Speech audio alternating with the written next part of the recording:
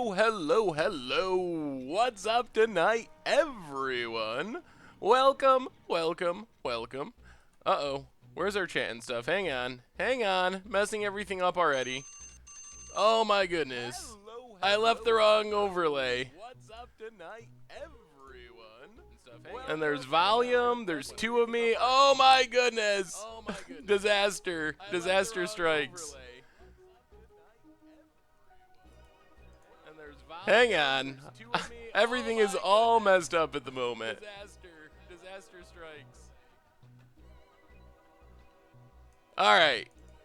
Now we're back on track. Everything is all messed up at the moment. There's still two of me. Oh my god, Twitch. Alright, I'm here. What's up, everyone? Mind Blake Trap, that nerd. It's a Jackal Toaster Stomp, the Savior Knights, Chase Aller, of course. FD Territory, Blusterbutt, Stu. Yes, you made it in time for the pun, Stu. Like always. It's all your fault, Stu. What's up, awesome dude? Got the day off tomorrow. That sounds amazing. D-Many, good to see you. Filthy Casual, fresh off of our Momir game. Good to have you back. Daniel from Brazil, hello. Good to see you tonight. Chicken Fajitas, the SH1B, Abstract Wall, Goblin Master, 3 months in a row. Happy 420. Did I celebrate? I celebrated by working on videos, talking about the new Master set. Came out of nowhere. So no celebration for me today. But how's it going tonight, everyone? Ready for some more modern action? Am I going to pre-release this weekend? Hopefully. What's up, Captain Jammin'? How goes it? Hey, welcome, Strymon River. Welcome to the stream. Yeah, that's the big news of the day. The interestingly named Iconic Masters. And so, man, I got some thoughts on Iconic Masters. MP3 Chaos 3 months in a row says, yeah for the subscription. Welcome back to the Fishbowl. Big scoops here for our resubscriber. And Wilder Nicottle 5 months in a row. Big scoops here for you as well. Welcome back. Yeah, so if you missed the news today, Iconic Masters is the next Master set. It's coming out this November officially. However, the thing that makes it so interesting is they're going to have a pre-release at HasCon in September, and they're not going to spoil the cards. At least they say they're not. We'll see if they can actually pull this off. I don't have much faith in stuff not leaking out, so I bet we will be able to find them. But they're attempting to do an old school pre-release where you don't get to know any of the cards going into it. So you sit down, you get your Iconic Masters packs. Those will theoretically be the first time anyone is seeing any of the cards from the set. So you will not know what is going to be in there when you crack your packs. And I hope it works. I think it'll be awesome. I think it's a great promotion for HasCon that makes me want to go to HasCon. I had zero interest in HasCon because the only Hasbro thing I really care about is Magic. And there's all this other stuff that doesn't really, it's not targeted at me. My favorite masterpiece art, I think, is the Mind Twist Invocation, at least from the Amonkhet set. So, I don't know, I'm pretty interested in their plan. They used to do this with Magic, more or less. Okay, so Amonkhet streaming, we're doing a stream on Monday. It will be, I believe, at 3 Eastern, approximately 3 Eastern. The pre-release for Amonkhet on Moto is convoluted because of the bannings, so Amonkhet might start at 11 a.m. If there's bannings, though, it won't start till 3 p.m. All Eastern time. So to play it safe, we're just going to shoot for 3 Eastern. However, that is going to, unfortunately, replace the Tuesday stream. So the Tuesday stream won't be happening. Instead, Monday afternoon, 3 Eastern time, we'll be doing a pre-release stream of Amonkhet on Magic Online. So Tuesday off, Thursday normal, Tuesday will be off. Instead, we'll be doing it on Monday, 3 Eastern. Yes, I'm sorry. The problem with doing it on Thursday, the issue is, or the problem with Tuesday and Monday is I'm trying to do Amonkhet against the odds for Wednesday, and normally I'd be working on that on Monday, but if I'm going to be streaming through all Monday, I got to dedicate like all of Tuesday to getting against the odds done for Wednesday. So I'm getting a really late start on Against the Odds anyway because I got to wait for Amonkhet, and it's going to be doubly late because I won't be able to start working on it Monday at all. So that's kind of the reason for switching instead of just doing a bonus stream this time around because of Against the Odds. I guess I'll just do finals while I do AKH Sealed. Yeah, that sounds about right. Anyway, how long is the Monday stream? I don't know. I assume it will be roughly. Yeah, no worries, Jay Zoller. We will survive. I assume it'll be roughly 3-ish hours, but I can't say 100%. We'll probably do, I guess, a sealed event most likely. Oh, well, I'm glad you like the music. Anyway, let's do our reminders. So, of course, the YouTube channel, that's where you can find series like Budget Magic, Against the Odds, featuring Tunnel Vision yesterday. Got some special videos coming out. Toe Stomp, welcome back to the... Oh, wait, that's not the subscriber. Whale Messiah is the subscriber. 6 months in a row, welcome back to the Fishbowl. Big scoops here for our new subscriber. Yeah, if you can't catch it, there's always the replay YouTube, so you'll be able to get to see it. Does that mean a full 9 matches with the new sealed leagues? I don't know. I don't usually play the one-game leagues. I haven't played those at all, but I guess that would theoretically be an option to do the one-game leagues. Yeah, I don't know. Maybe we'll do draft. I like draft better personally, but if people want sealed, we'll probably do a poll on it. So we'll have to do a poll and see. Either draft or sealed. One way or another, it's going to be pre-release events, though. Popper our Bus, 6 months in a row. Welcome to the Fishbowl. Thank you for your subscription. Big scoops here for our new subscriber. Can we get a banning guess? They got to ban Felidar Guardian. That's the one thing they have to do to make Standard awesome, and I, for some reason, have faith that that will be the ban and restricted announcement. Felidar Guardian banned. That's my hope. That's also my prediction. I think Wizards is going to hit it out of the park and do the right thing, and Standard is going to be super fun and super amazing. Of course, we just mentioned the replay YouTube. If you want to check out old streams, or you miss a stream, you can't check out the pre-release stream because you're working, like Jay Zoll or whatever, make sure to check that out. You can find all the old streams on there.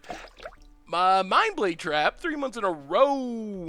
They are banning Black Lotus and Commander. I think they already have. Maybe they'll unban it, but welcome to the Fishbowl. Big scoops here for our new subscriber, or resubscriber. And last but not least, the merch page, of course.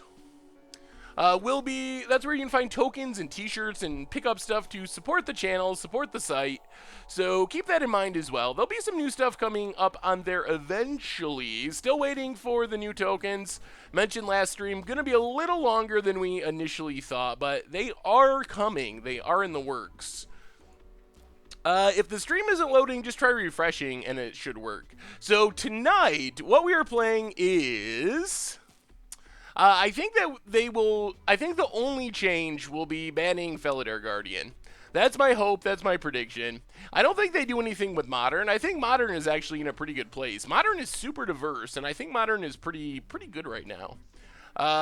So that's my prediction. I really hope they do it. I think it's either that or no changes, and they say, we want to see what the Pro Tour looks like, but that's such high risk. Like, I really believe that as sweet as Amonkhet is, if the format is still is still the same, it's still just going to be Mardu versus Copycat. I don't think, even with the cards they've printed in Amonkhet, I don't think it's enough to shake up the format. So I think they almost have to ban Felidar Guardian for the sake of having an interesting Pro Tour and so forth. So we'll see. What's my jank good desires for limited archetype in Egyptian God card limited. I have not thought about limited a whole lot yet. So, record needs to be reset. We're not 3-1 yet. So this deck, let's break down the deck, get into our league, then we can chat about Amonkhet and Iconic Masters and all the other sweet stuff that's going on. So this was one of our instant deck tech decks from earlier this week. Unfortunately, 61 cards. Maybe we'll run a straw poll on what card to delete. Hint, hint, Gloom Surgeon. But basically, the plan of this deck, and it's got some weird synergies going on, but the namesake card is Tallowisp. So Tallowisp, 2-mana 1/3. Whenever you cast a Spirit or Arcane, you get to essentially search for an aura with enchant creature. Basically an aura. There's like enchant land auras and stuff, but for the most part, you can search for any aura card. Put it in your hand. So that's what this deck is built around, and we have a bunch of weird random synergies, but they all involve Tallowisp. So kind of plan one of this deck is Spirits. So we have Spirits, and Spirits, of course, trigger our Tallowisp. They're also creatures, often with hexproof or some sort of protection, so they benefit from the aura getting ability of Tallowisp. So we cast a Geist of Saint Traft. We get to tutor up an aura, presumably to put on our Geist of Saint Traft to make it even better. Drog Skull Captain gives Spirits hexproof, can do the lock if we get 2 of them, also protects our Tallowisp, which is a Spirit. Lingering Souls is basically backup Spirit Generator. Gloom Surgeon is the card that I would vote for cutting from the deck, since there's 61 cards.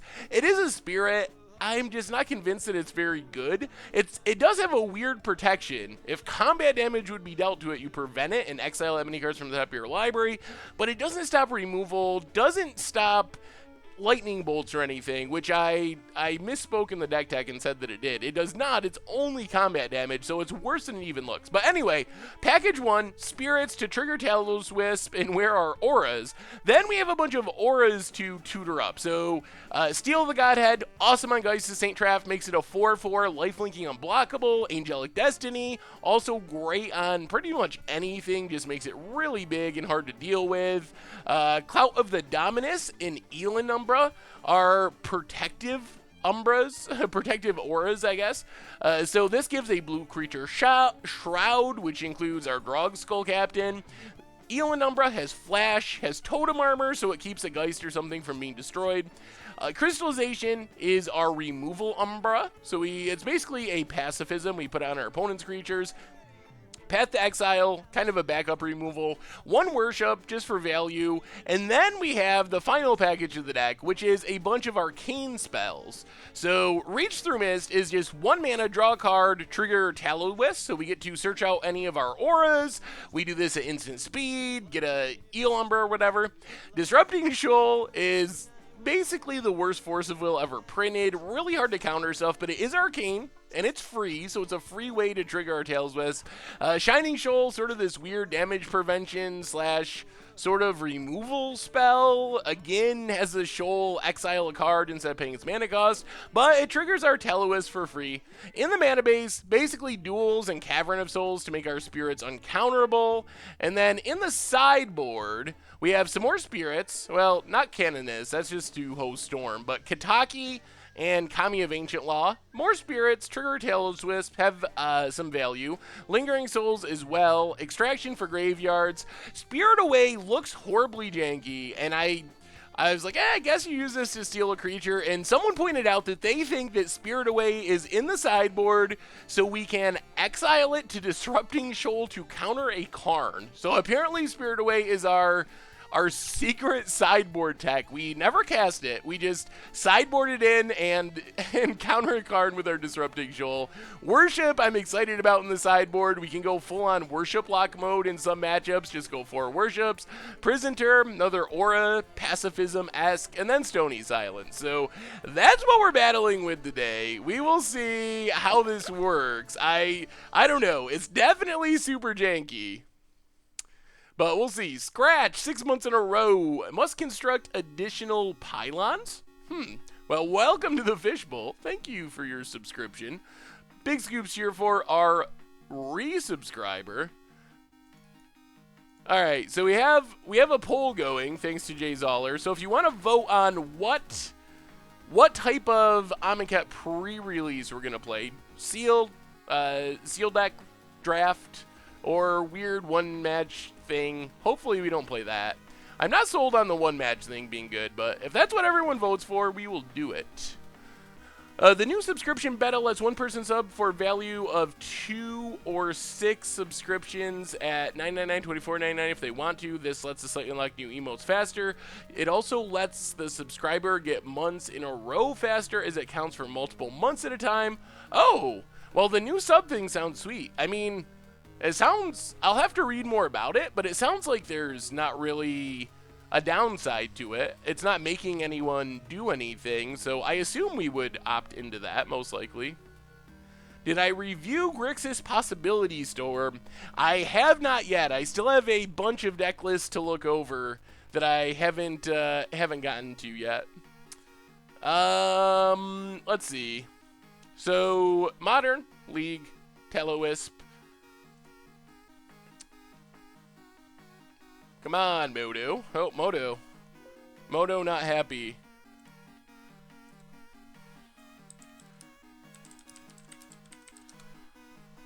Alright, Tallowisp time. Sealed is much more important than draft early in the format. I think I'm better at draft. For some reason. I don't know why. I don't know, awesome dude. Haven't really considered it yet. It's something that you never know. Could happen in the future. The poll, I think it was slightly in favor of the face cam, but it wasn't like 90, 10 or anything. It was still fairly mixed.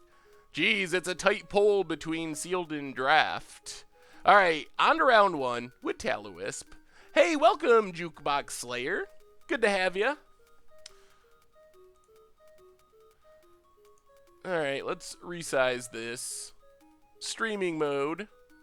Streaming mode achieved. The original Cold Bolas was a time-shifted card. Have I ever considered playing it in Modern for against the odds? No, but we could. That's actually not a horrible idea. I guess we play first with this deck.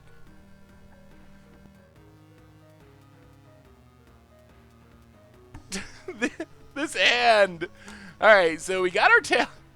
Look at this deck. We got 2 Shoals, a Lingering Souls, and a Tallowisp. So, yeah, I mean, I guess we keep.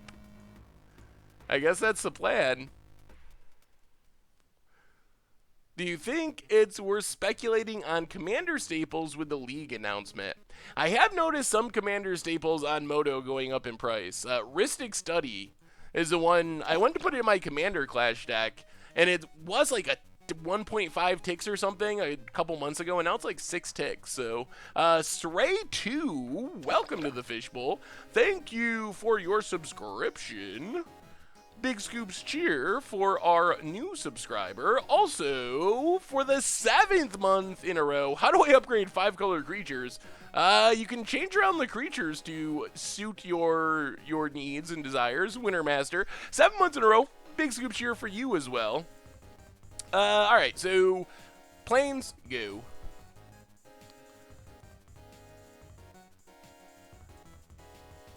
This was Lingering Souls Tribal. I mean, it is kind of sort of Spirit Tribal. Our opponent is real Spirit Tribal. Oh man, all the Tallowisps. We're going to be getting some auras today, boys and girls. Actually, we can exile the second one to counter a 2-drop spirit. By the way, I was watching an old stream, forgot the deck, but someone in the chat asked, do you think Ally Mill will be a thing one day? Well, it is. It's a thing. I don't know if it's a good thing, but it is a thing. Opponent gets in. Tallowisp not flying, unfortunately. Down to 19.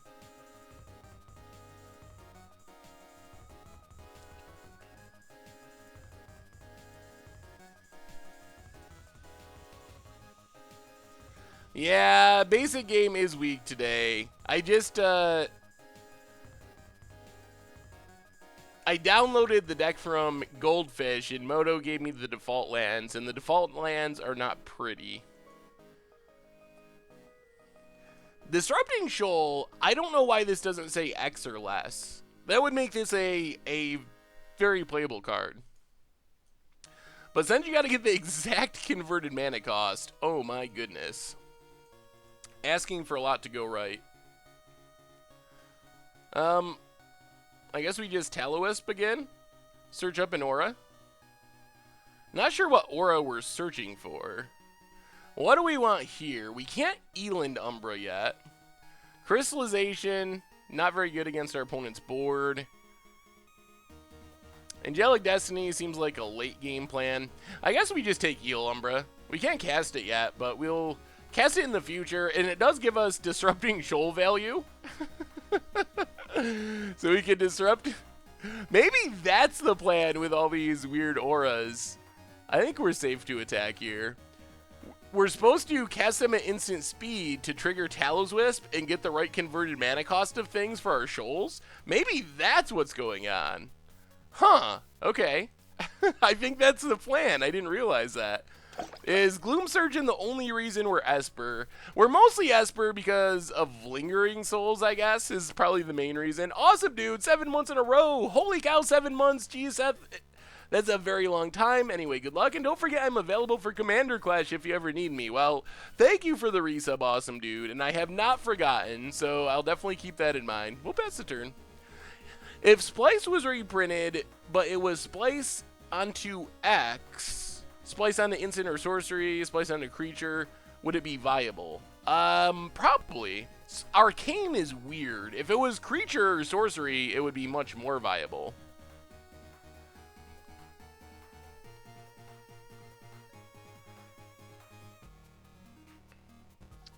Alright, so we can do this convoluted line where we Shining Shoal, exiling Lingering Souls to trigger our Tallowisp to get a 3-drop to counter Drog Skull Captain, and then we like 4 for 1 ourselves. That's probably not wise. Thoughts on breaking Omen Machine from not Splice onto Infect Jayzaller? Maybe after the mechanic against odds pull, you could do archetypes like Toolbox or Stacks. That could be fun. Shady Shrek, 5 months in a row. Shady Shrek is back. Well, thank you for the resub. Big scoops here for our resubscriber. Opponent gets in. I wonder if our opponent read Eel Umbra, or if we get the free Eel Umbra value here. Hallowed Fountain. Well, let's play Mystic Gate. And we're just going to attack. If our opponent wants to risk getting blown out by Eel Umbra, that's fine. They choose not to. If we play Lingering Souls, they counter it. So let's just pass the turn. Leave up our shoals. What's more viable, Splice onto Skulk or Splice onto Menace? Probably Menace. Hey, what's up, Blizzard of Toast? Good to have you. Thanks for hanging out. Yeah, the new emotes are pretty sweet. Opponent has Inquisition. I think we're actually going to counter this. If our opponent wants to sack Mausoleum Wanderer, that's pretty alright with us. So cast this naturally. It also double triggers Tallowisp, which is nice. So we're drawing 2. Search out. I think we got to go converted mana cost here. So search out a 2. This is a 1-drop. But we need white cards. Alright, we'll search out Steel of the Godhead. And then I guess... Oh, this deck. This deck is so janky. I guess Angelic Destiny? Vismo56. Welcome to the Fishbowl. Thank you for your subscription. Big scoops here for our new subscriber. I mean, we're getting a lot of value. Unfortunately, we're drawing we're drawing a lot of not great auras. Hey, see ya, messy banditos. Enjoy the against the odds.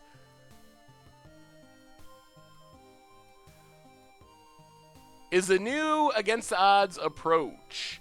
I haven't actually thought about what the new against the odds is going to be yet. I haven't decided. I know it'll be featuring Amonkhet. Approach is definitely one of the... Oh, there's our Gloom Surgeon. Approach is definitely one of the cards near the top of the list. Does this give lifelink? Flying and First Strike. Also gets blown out by Path and so forth.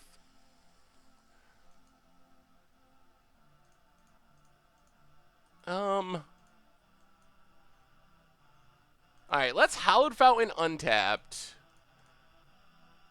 And just linger. Gotta play untapped to get around Mausoleum Wander.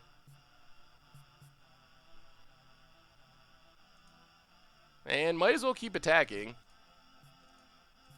We have Eel Umbra for protection.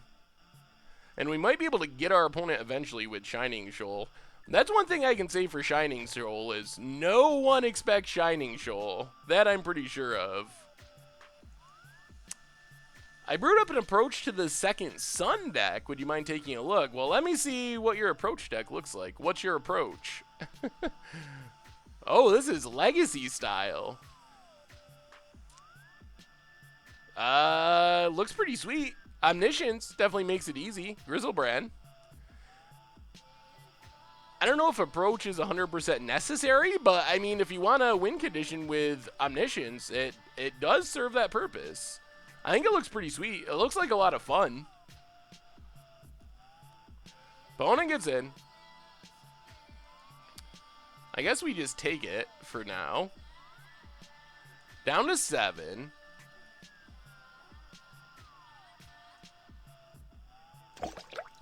We draw Godless Shrine. And to the max, 3 months in a row. So pumped for pre-release this weekend. Yeah, it looks sweet. I'm definitely excited for Amonkhet. But welcome to the Fishbowl. Thank you so much for your subscription. Oh, well, thank you, Ted Cosmic. I'm glad you appreciate the content. Well, I like making it, and I plan on continuing to make it, so that's my plan. Yeah, how do things go wrong? We attack with Tallowisp. They flash in something annoying. Pump their thing. White gives lifelink. Alright, let's just flashback Lingering Souls. Godless Shrine tapped. Pass the turn. I think we just need to start doing some like triple blocking on stuff to get stuff off the table. I want to build blue-white control, but I want to start in a budget and upgrade from there. Any suggestions? I'm a big fan of the blue-white Amiria deck as a starting blue-white control deck. It's cheaper than normal blue-white. It's pretty competitive on its own, and you buy a lot of the pieces that can go towards blue-white proper. Oh dear. Oh dear. Alright. Drog Skull Captain pumps the dorks. Hexproof all around. How do we deal with this stuff?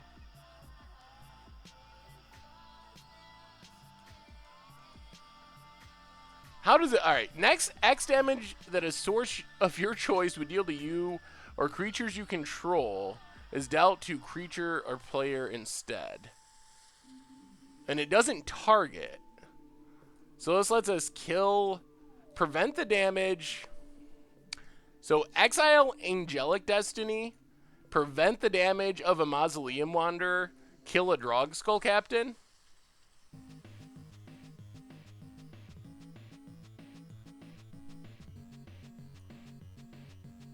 Oh, it does target, so it doesn't even work. Someone said it didn't target. Oh, the top part doesn't target. Okay, I see what you were saying.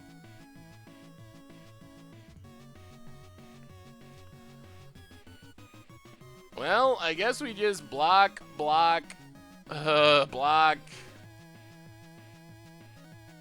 block. This is our last lingering souls. That's the problem.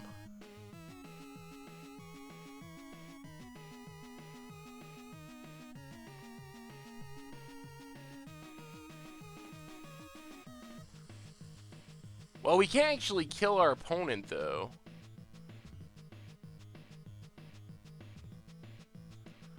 Am I missing a way to kill our opponent?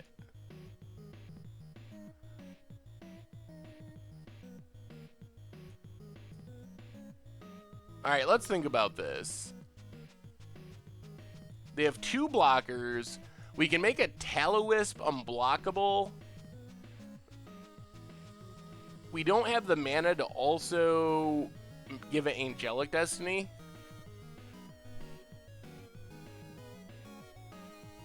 No, Ally Mill's going to be for Mucha Brew next week. Super popular. I knew as soon as that deck tech was going up. Yeah, that's probably what we got to do. I think we block all on here and then kill the other Wanderer. No, that doesn't work either, because our opponent can just sack this one. Well, I guess that's fine. All right. Block, block, block, block, block. Yes. Shining Shoal, exile a white card. The next damage a source of your choice would deal. So we got to choose a source. Wait. Source would deal to you or creatures you control. Why can I... Oh, it's hexproof, so we can't even do that. Duh. Okay. New plan. New plan. That doesn't even work. We were talking about something that didn't work the whole time anyway. So let's Eel Umbra. Yeah, we're pretty dead. Hexproof, hexproof, hexproof. Would you recommend this deck or Blue-White Spirits build or Bant Coco Spirits deck? I love Spirits. Conflicted on which one to buy into. Well, this is the first game I've played with this deck, but I gotta imagine that the Bant or Esper build is most likely more competitive. The Leovold Doomsday deck looks pretty awesome. The next one won't be for a bit, though. So the Commander Clash schedule. More Tallowisps. Well, I guess we... 1, 2, 3, 4. Angelic Destiny. Come on, resolve. No Fatal Push. Alright, that resolves.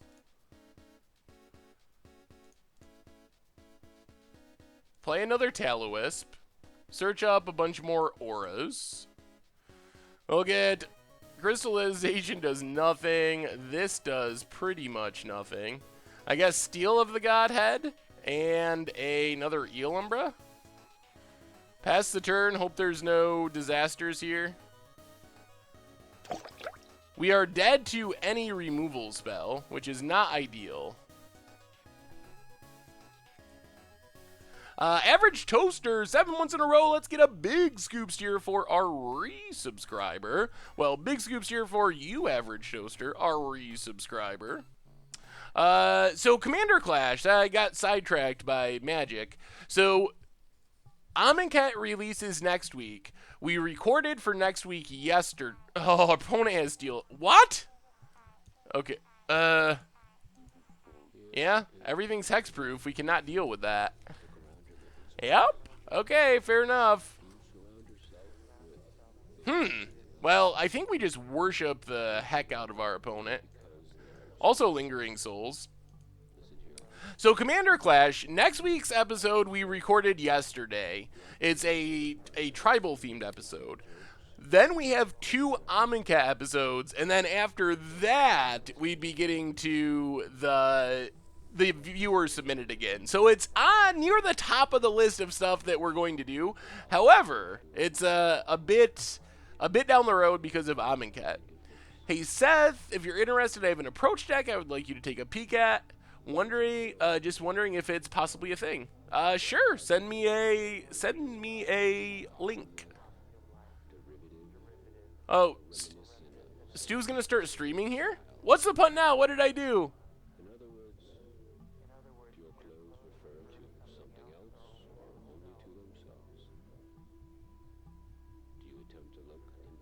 I tried to... I tried to use it last turn and it wouldn't let me. Didn't you see that?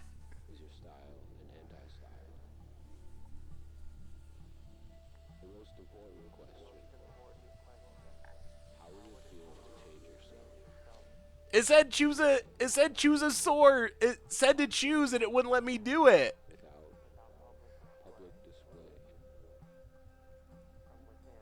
Target for the damage is on the bottom.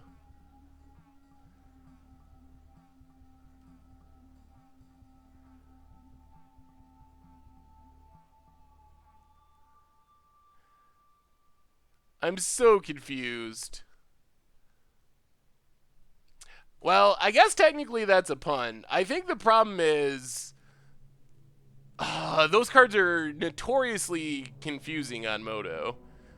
If we were playing in paper, you'd just be like, oh, this does this. But on Moto, so apparently I have to click the target and then choose the source afterwards. All right, well, I will keep that in mind for next game. Gonna go down Cloud of the Dominus. Does not seem very good. Also,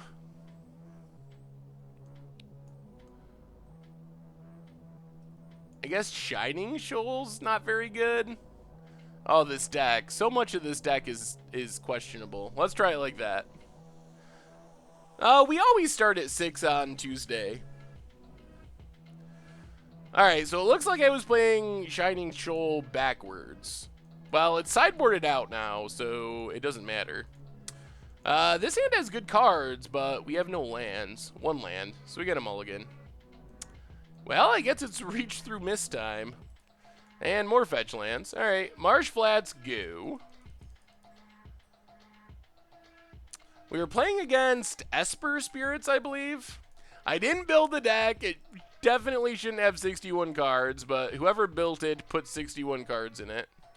Well, there goes our Geist, unfortunately. Or Thursday, sorry, Draken. Yeah, Thursday we start at 6. Tuesdays at 7. Here comes Inquisition. I mean, they gotta take Geist, I would assume. Yep, there goes Geist. Alright, draw a land, play a land, pass the turn.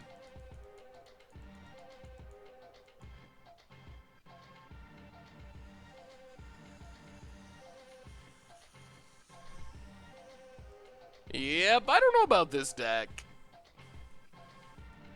Always play other people's decks so when it doesn't work, you can blame them. Well, I play a lot of my own decks, but in this case, this isn't one of my decks. All the decks on Against the Odds and Budget Magic are decks that I make. Well, a very high percentage. Sometimes we play other decks on Budget Magic, but not very often.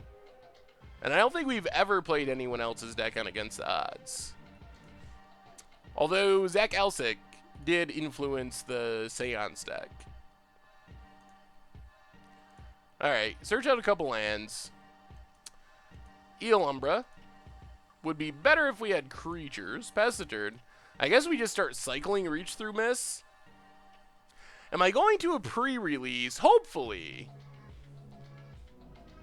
Well, I mean, the biggest change would be not playing 61 cards. It's hard to say without actually playing the deck as far as other changes, but I think that I would definitely just cut Gloom Surgeon to go down to 60 cards. I don't think Gloom Surgeon is very good. Oh god, deck. Well, we get a Worship down. The question is, do we ever get a creature down? If we do, our opponent might not be able to beat this Worship.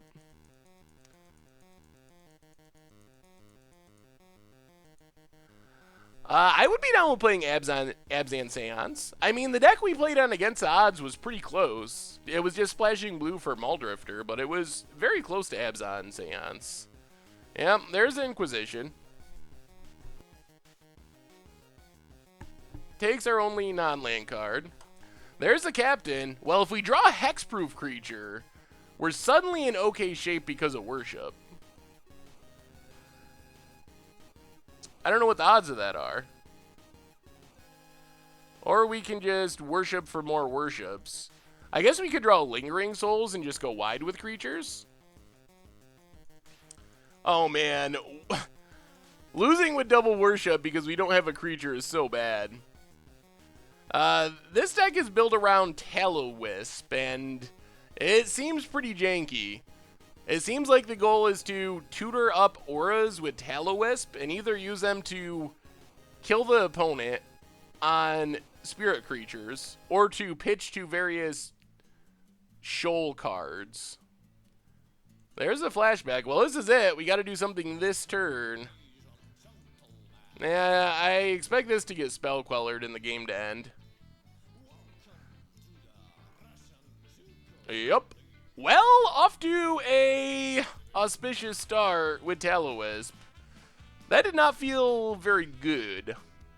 But maybe it's a bad matchup. We don't know.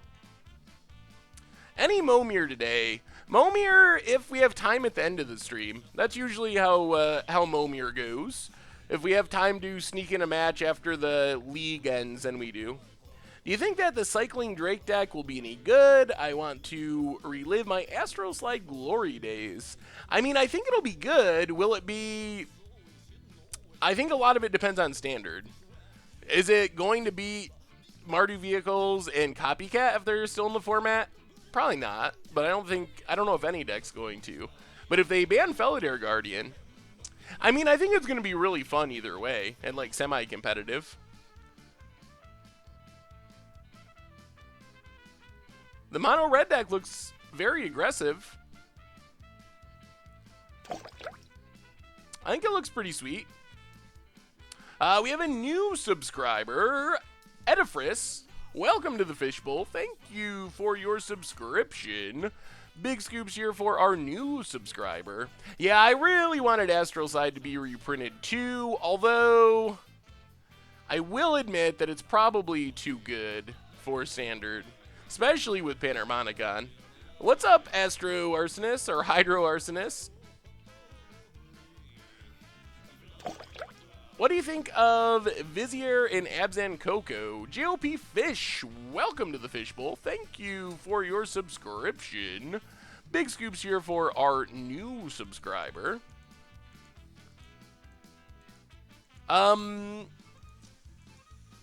What's my favorite brew from Brewing Amonkhet? I really want to play the Aristocrats deck. Either the Aristocrats deck or the Cycling deck. Am I doing a 24-hour stream anytime soon? Not that I'm aware of.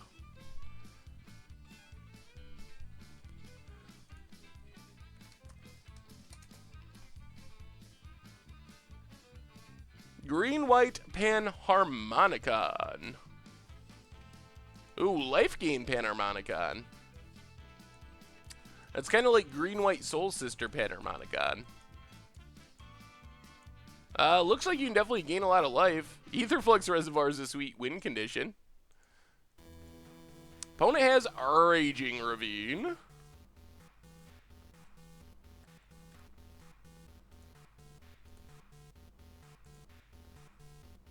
I'm just excited for the potential of true blue-white control in Standard. Wasn't playing during RTR with Sphinx's Rev.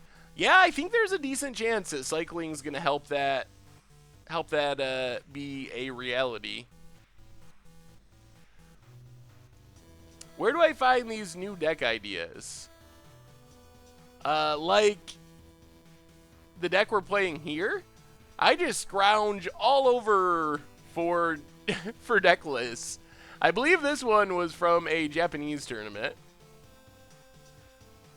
So I found that, I think that's where this is from.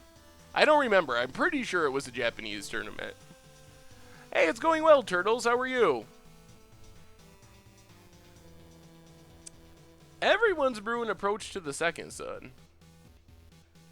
Aboro Palace of the Clouds is sweet. Probably Blood Moon is my favorite card. Opponent has Dark Confidant. Well, we could use a Spirit or Arcane spell here. That would be spectacular.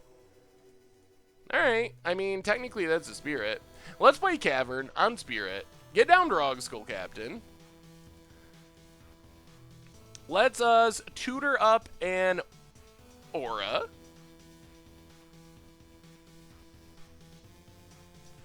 I don't know what we're tutoring here.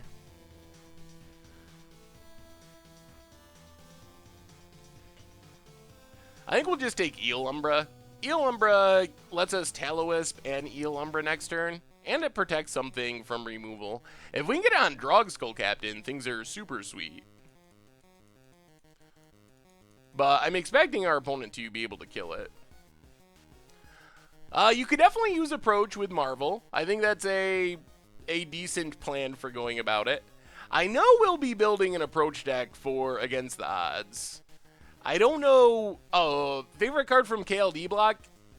Pretty sure it's Panharmonicon.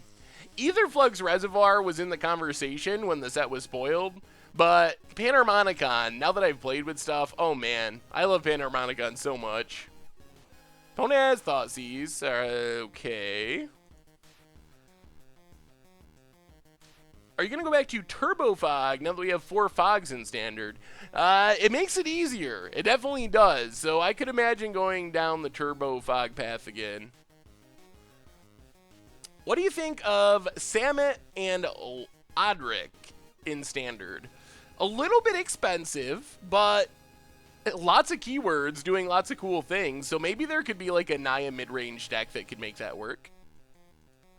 Alright, opponent's killing our stuff, getting in with Dark Confidant. We need another Arcane or Spirit. I mean, I guess Tallowisp is a Spirit, so that works.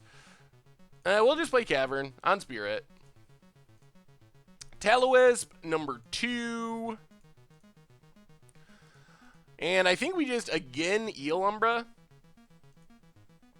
for protection for the time being.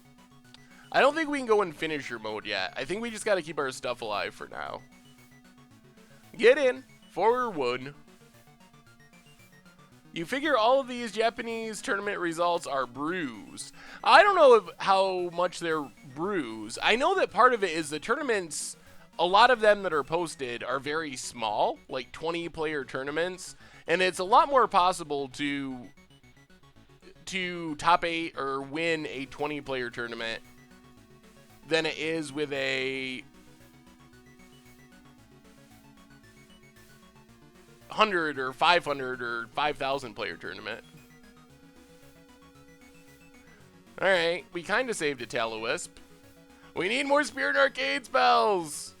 Oh god. Alright. Well, our opponent used their Abrupt Decay. Let's get in with Tallowisp. Man, if we can get down a Geist with this Worship, that might just be game. I don't know how many outs our opponent has to this. So we'll play our Worship, our 1 main deck Worship. Pass the turn. Since draft is going to lose, can you say you want to play draft first and call it that? You never know. I do like draft more, so there's a possibility I just pull rank and play draft. Or we can sneak in a draft at some point. We'll figure it out. I do want to do a draft at some point, though. What's up, Swish? Yes, I still owe Scoop a playmat. That is very true.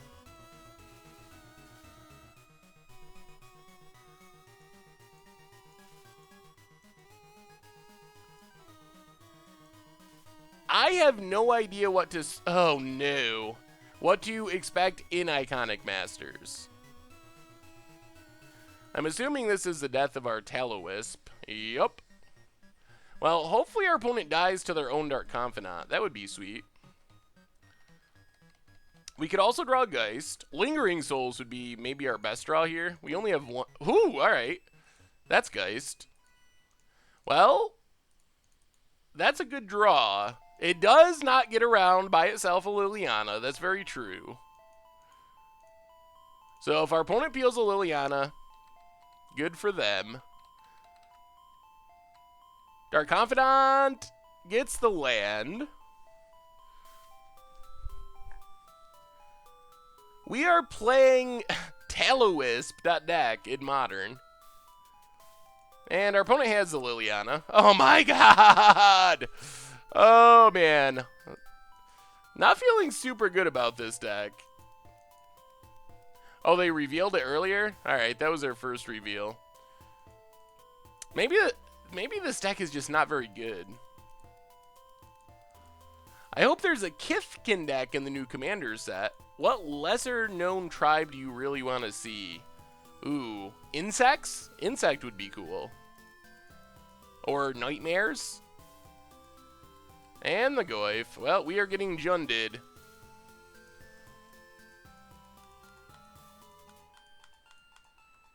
Opponent gets in with Dark Confidant. Pillar of the O2 bracket shortly. Disrupting Shoal.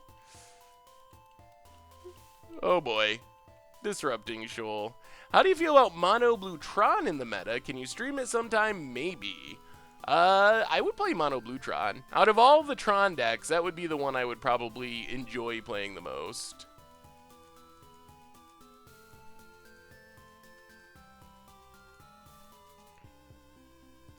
I mean, I guess we cast this. I don't know what keeps us from losing this game, though, really. I guess Lingering Souls is our best bet. But for some reason, we only have one Lingering Souls in our main deck. Yeah, Lingering Souls seems like an auto 4-of in any deck that can support it. Gotta be better than Gloom Surgeon, right? I would update Trading Plostron to play Planner Bridge. I would probably try to stick it in there just for fun.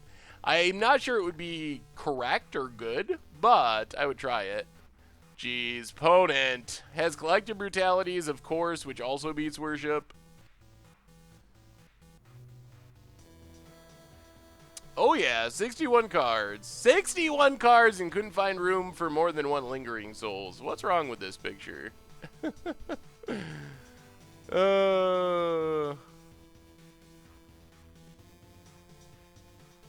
Yeah, it is. I mean, there are sweet things to tutor out, that's for sure. Opponent casts Brutality. Up to 11. Gets a Forest. More Tarmogoyfs. Well, I think it's Lingering Souls or bust, and Lingering Souls isn't even guaranteed to keep us in this game. We're down to 2. And, well, I mean, I guess this buys us a turn since our opponent didn't tick up the Liliana. So I guess Geist into the aura that makes it unblockable and gives it lifelink. Opponent gets another land. Man, they just played a Bob on turn 2 and have drawn so many cards. 1, 2, 3, 4, 5, 7 cards at the cost of 5 life. Pretty good deal. Oh, they just have more Lilianas. Well, that wasn't even kind of close. I don't even know if we damaged our opponent that game or if they just Dark Confidanted themselves. It starts at 6 on Thursdays, so we've been going for almost an hour now. Chances of Wall Tribal. Seems unlikely that they would make Wall Tribal. How do you improve the green-red Tron matchup for blue Tron? Oh boy. Commandeer? That's probably not the right way to do it. Ally Mill is for Much Brew next week.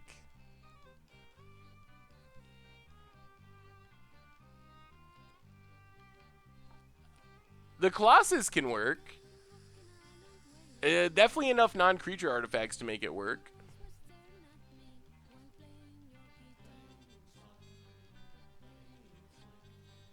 Alright, what are we doing here, sideboard-wise? Against Jund. Well, we can bring in the Lingering Souls from our sideboard that is not in our main deck. Go down Gloom Surgeon, which I don't think does anything. Torpor Orb does nothing. Extraction's not great. Spirit Away is an ungodly amount of mana. Other spirits don't do anything. Stony Silence doesn't do anything. Worship isn't game over against this deck. I guess Prison Term is the other option. Alan Dovos, welcome to the Fishbowl. Thank you for your subscription. Big scoops here for our new subscriber. I don't know what the against odds is yet. Don't know. Second Sun, Approach to the Second Sun definitely is on the list. That's a possibility. But it could be something else. Lord and Savior RN Jesus, welcome to the Fishbowl. Thank you for your subscription. Big scoops cheer for our new subscriber. Okay. We got lands and spells and a Drog Skull Captain. I guess we just Marsh Flats, go. Worship seems strong when you Lingering Souls. Yeah, the bigger problem is they have Collective Brutality, and Collective Brutality gets around Worship, so it's not like we're even just safe if we do that. Oh man, Disrupting Shoal. I do not know about Disrupting Shoal. This is a card that I would so like to be good, but it's so not good. Like, do we really 2-for-1 ourselves to stop an Inquisition? No, we can't really do that. I guess we 1-for-1 the Inquisition since our opponent decided to take it. So we'll count that as a win, I think, here. Well, let's get Hallowed Fountain. Path isn't bad. Play Glacial Fortress, pass the turn. Could we have a Minotaur Tribal as the first new standard budget Magic? I'm sure we'll play Minotaur Tribal. Standard might be tough. There's probably enough support from Amonkhet that we can make it work. Our opponent apparently did not realize how bad Shoal is, Mind Blade Trap. They did us a favor. Going to run black-green counters without Ballista or Nissa. Currently, I just added more things. There aren't any that aren't 4-ofs. Any ideas? Well, I think we gotta cycle this Reach Through Miss. More land. And more land. Alright, Arid Mesa, go. Our fetch lands... Yeah, I'm not exactly sure what you want to put in that deck outside of the normal stuff. I know there's some random limited stuff that could be fun on a budget, but as far as being super competitive, a lot of it's a little bit too expensive, but it still could work. Yeah, if you go back to Legacy Minotaurs, you get Didgeridoo, which is... Oh man, really? Really? Really, opponent? Blightning? People don't play Blightning. I mean, our opponent does. And it got us. Blightning's so good. I don't know why no one plays Blightning. I guess we just discard our non-vault lands. Eel Umbra... I mean, we can play Drogskull, but it's just going to die, but I guess we got to do it. We can't just not play anything forever. It would be so much better. Yeah, I don't know. This deck has so many oddly mixed synergies that it seems like it's kind of like a ramp deck, it feels like, where it's very easy to draw the wrong half of your deck at the wrong time. And I don't know what we do once we get empty-handed.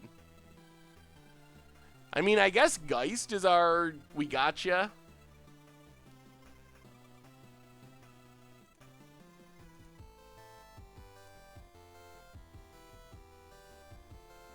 Yep, empty-handed.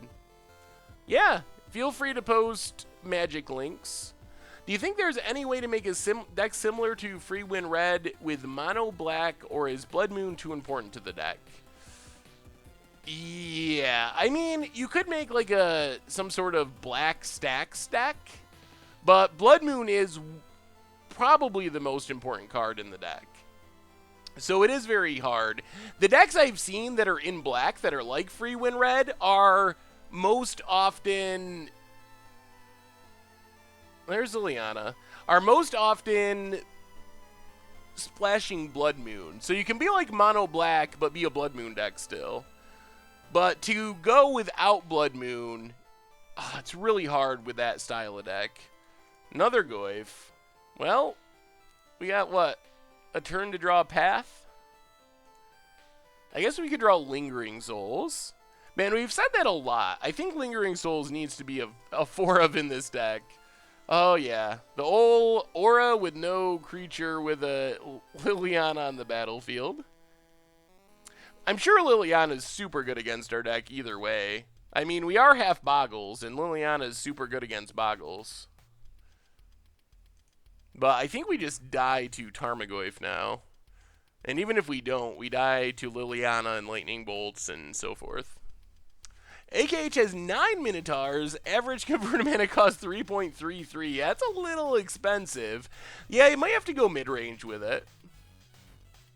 I'm getting that impression, is it, Rose? This does seem like a much jankier version of Blue-White Spirits.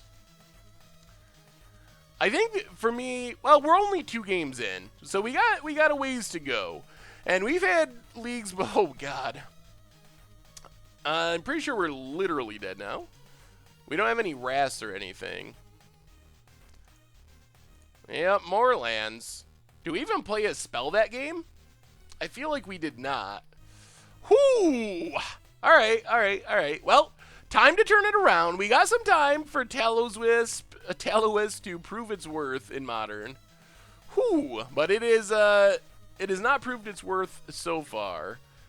Yeah, you can't change the deck during a league. All right, quick 30-second ad. We'll be back for round 3.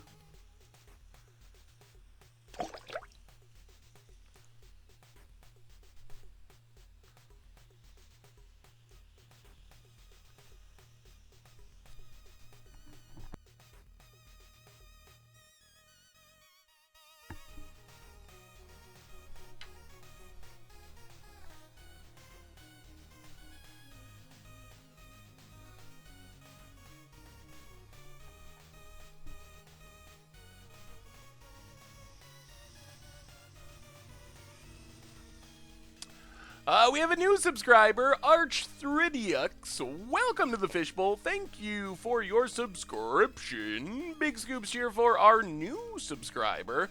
Yeah, as far as testing the deck, so the decks from... I got my Spark Cash card from Capital One. Straw Poll. I got my Spark Cash... Stop advertising me. I got my Spark Cash... Straw Poll. I got my Spark Cash card from sorry, Capital... Straw Poll. As far as testing the decks, if they are from the instant deck tags, kind of assume they have some level of cohesiveness and competitiveness because they actually... I couldn't check the results of the poll because I keep getting that advertisement. So I assume if it's in an instant deck tech and the list got published, it's not completely horrible. And that doesn't always hold true. We have had some pretty janky decks that show up through freak circumstances. The old played a 8-person IQ and came in the top 8 technically. Mono Blue Mill sticks out as one of the, probably the all-time worst deck we've played thanks to the instant deck tech series. But this deck, I mean, I don't think it's not a bad deck. If you're trying to build a Tallowisp deck, it's fine. It's a good Tallowisp deck. I just don't know if this Tallowisp idea is necessarily where you want to be in Modern. Oh man, the mono Blue Mill deck, good lord. It was like 20 lands and was playing, oh man, I can't remember the name of it. What was the Sphinx? This actually looks like a good hand. It's a 5-mana 2/5 that when it's dealt damage, it mills equal to the amount of damage it was dealt. But it was going up to like 5 and 6 drop stuff. It was not Sphinx of the Final Word. It's an uncommon.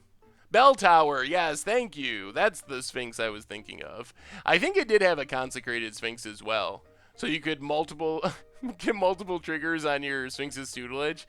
That one was rough. That one, I knew going into it. I think I even changed it and added more lands because I knew there was just no way we were ever going to win a game without changing it. And I still don't think we won a game, even with the changes. Because I didn't just, like, turn it into the normal Esper Mill deck or whatever. I tried to stay with the spirit of the deck.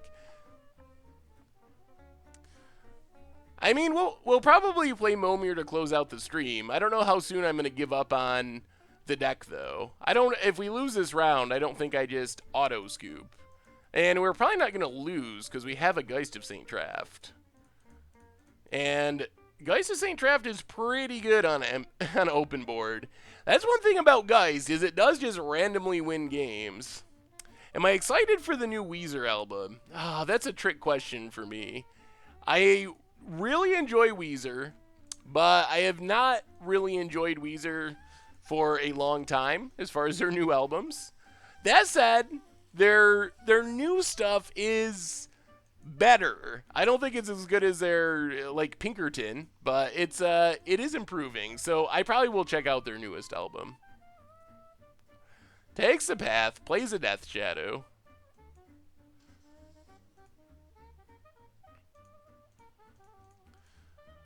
Well, no, we would not like to concede the game. I guess we just drog Skull Captain here. This means even if our opponent has Street Wraith, we still trade with the Death Shadow. This is also going to make Death Shadow huge. Opponent takes it, down to 5. Pass the turn, see what happens. Disrupting Shoal, if our opponent plays a 3-drop, we got him. Another Inquisition.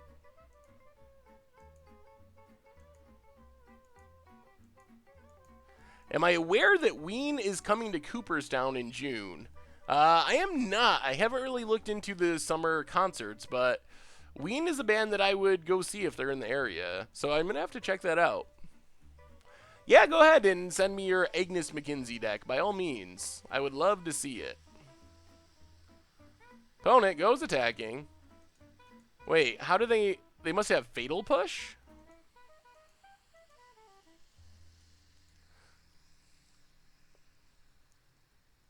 So they Fatal Push our token.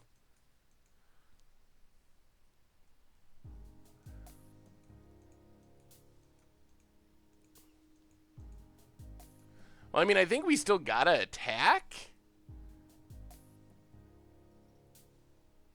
We're drawing every 3-drop. That's gotta be Fatal Push here.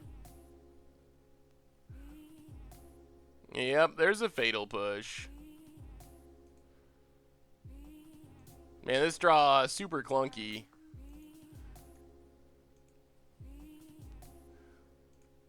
I mean, I think if we play a Geist, we're chumping and losing. All we can do is draw Skull Captain and hope they don't have more removal. I mean, that's it. If we replay the Geist, we Legend Rule and Chump Block, and then we have no creatures next turn.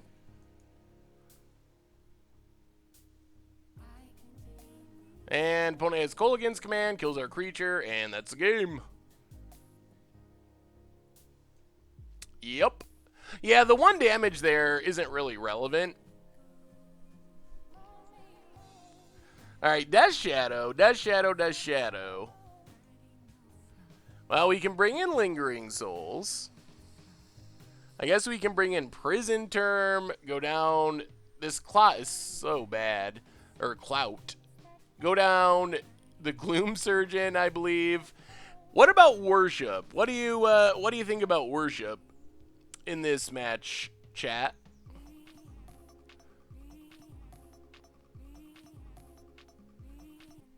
Well, the problem with playing the Geist there is Geist is legendary, so we would have had to kill our tap Geist to play the second one, and then we would have had to chump with Geist, and then we have an open board, we have no creatures, and we just die anyway.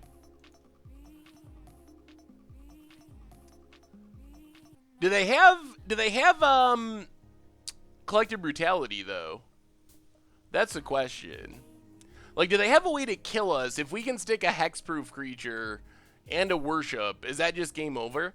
You can email me at saffronolive@mtggoldfish.com. Worship wins? Alright. I'll take that. I'll play Worship whenever I can. Shining Shoal is actually hilariously awesome in this match. Except we don't have anything huge to exile, but it's still okay. Do we cut Shoals? What do we cut? Crystallization's fine. Removal's fine. Steal the Godhead's good on Geist. We haven't got much Tallowisp value lately. Maybe go down Angelic Destiny. That seems like a good way to get blown out by Fatal Push, and on Geist, Steal is kind of the same thing. Go down one of each Shoal. Let's try it like that. I think that's fine.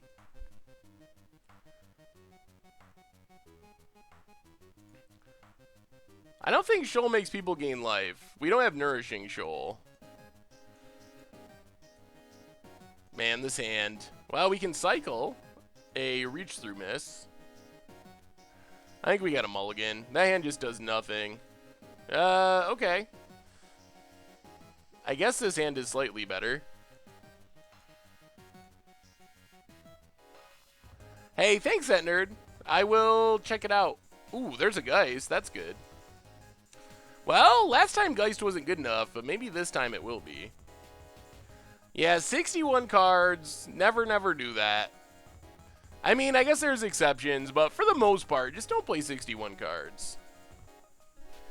You'll never believe someday I gotta run the stats on the amount of Mucha Brew decks that have had 61 cards, and the rate of 61 card decks on Mucha Brew in instant deck decks has to be higher than anywhere else in the Magic world. I believe this was from a Japanese tournament, Tracy King. Why do you always play 61-41, Harassment? The list on the side of the screen is a tool we have at MTG Goldfish. Well, let's see if our opponent has more discard for our Geist. We're not dead yet. Give it a couple turns. Alright, Godless Shrine, go. That's the turn. Oh, doing good, your Uncle Sam. How are you? Okay, I guess that makes sense. Just not knowing what to cut. I guess that is a justification. I don't know if that's ideal, but I understand the reasoning of it. Alright, well, let's Geist it up. See if our Geist can get the job done. Opponent probably sideboarded into Liliana. Let me see if I can pull up the site. Most of the Japanese tournament decks I get are from Harerura. However you say that. Harerura? Oh, that name. I always feel wrong every time I say the name of their website. But most of them I find on that site. They post all their tournament results, and also which are not posted on any of the US sites. So that's where a lot of them come from, and they're one of the bigger Magic stores in Japan. Just say hallelujah? Okay. I didn't name their website. I know I feel bad every time I say it, but it's I didn't name it. They named it.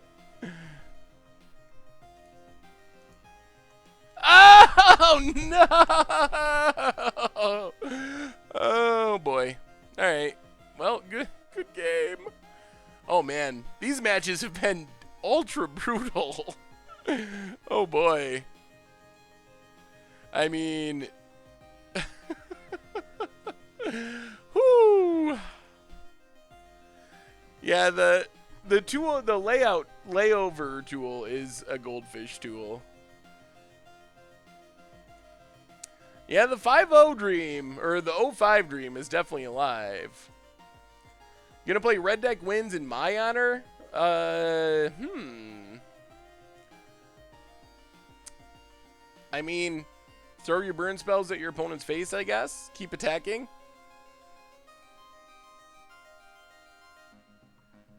The 5-0 dream is definitely alive. Or 0-5. I keep saying 5-0. The 5-0 dream has been dead since match 1, game 1. Oh, man. I feel... it's almost funny. I feel like this has just been the perfect storm of stuff. Like, I think our deck is probably not great. But Eel Umbra doesn't do anything with a Liliana out.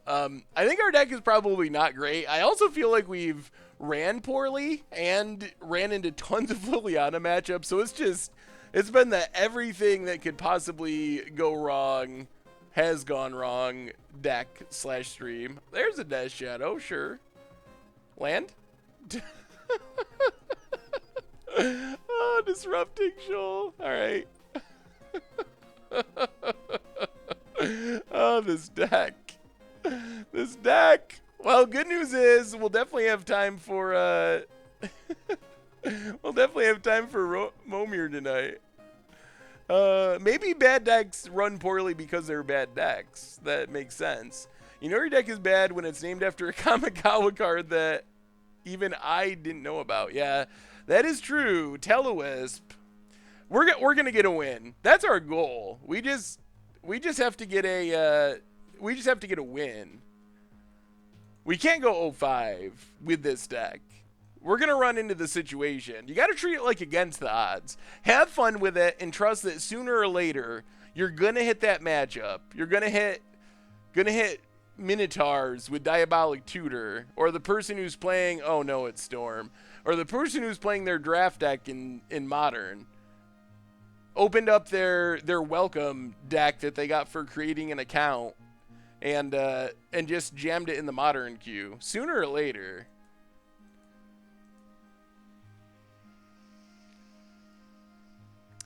I mean, do I enjoy playing bad decks? That's an interesting question. I wouldn't say that I enjoy playing bad decks. I enjoy playing fun decks, even if they're not super competitive. But I don't enjoy just playing decks that are just bad. Alright, well, gotcha. I think our main plan here is to Geist and then Worship, and I don't think our opponent can beat that main deck. So we need a land. We stick a Geist. Land? Tallowisp. Well, play this on Spirit. Hope we draw a land. If we draw a land for Worship, we're going to be in super good shape. So let's Geist. At least we got a clock. This might be it. Idea for next deck, Legacy Squirrels. We actually did Legacy Squirrels for Against the Odds a long time ago. Oh, I'm sorry, your Uncle Sam. There's Electromancer. Are we dead right now? Not yet. Land? No land.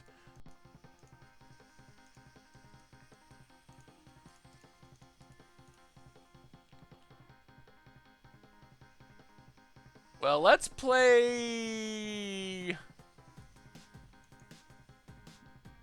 Trog Skull Captain.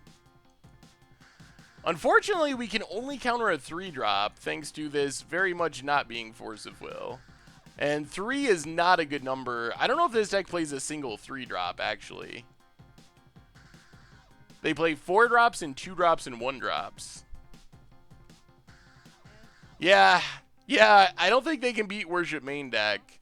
Unfortunately, we're a land short. The deck is super sweet.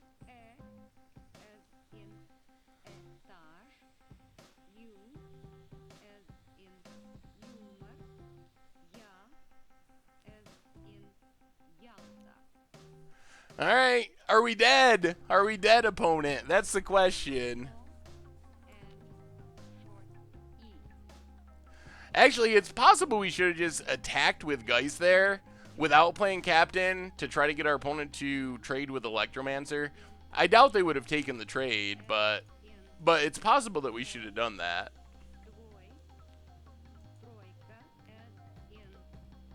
I've asked you a zillion times, when you were playing poker, how high stakes did you play for? I never played super high stakes, and I wasn't super serious. I'm not like a pro poker player or anything. But when it was legal online in New York, I did play. But it was never like my job or anything like that. It was just mostly a hobby. But it's looking hopeful, actually, that New York is going to legalize again online poker this year, and then I would definitely play again for fun. How do you become a mod? I just kind of mod people when they have been around for the stream for a while, kind of gotten to know them a bit. Huh? We did it! We did it, boys and girls! We did it! We did it! It happened! I don't know how. Our opponent was mid-combo and just scooped. I don't know why that happened, but it's happening. It's the dream. The 05 dream is dying. Well, we get a canonist, a surgical extraction, and all the worships in the world, which is pretty sweet. We can go down Eel Umbras, go down crystallizations, or not go down their creatures, since their creatures don't need to attack to be relevant. And I think we just run it like this, unless y'all have more suggestions. Well, don't worry, if you're a fan of the 05, it's still possible. Yeah, I think our opponent misclicked. I don't know how else they go from where they were to losing. Didn't they have like 4 cards in hand?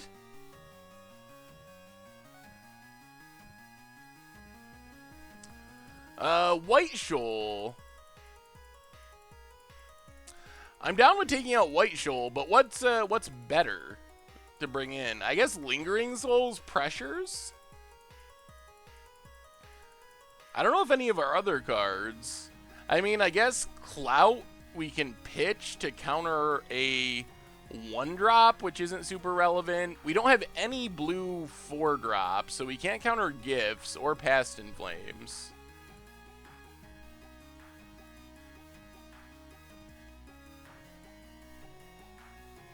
Lingering Shoals. Yeah, the deck definitely should have 4 Lingering Souls in the main, and no Gloom Surgeons. I don't know what else to take out for this Shining Shoal. That nerd, you should be able to just click the sub button up near the top, I believe, of the screen, and it should just kind of do it.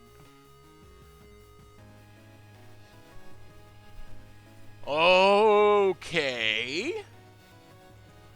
Well, I mean, if we live till we stick a worship, one of the best upsides of that deck is...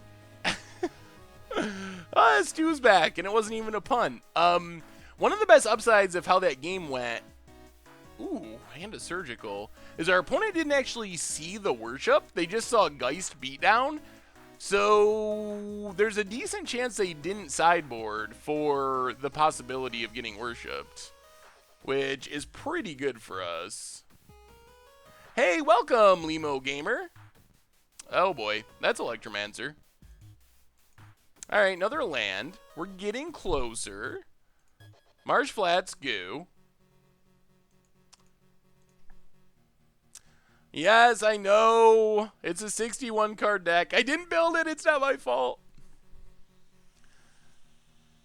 Think we're getting stream sniped this game? If Dark Ritual was 0 mana and added 2 mana, would it be more broken? Yeah. Yes. Yeah.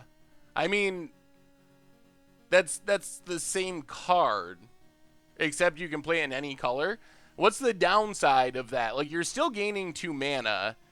I guess Chalice on 0 stops it, but that's pretty fringe. I think that's significantly more broken, actually.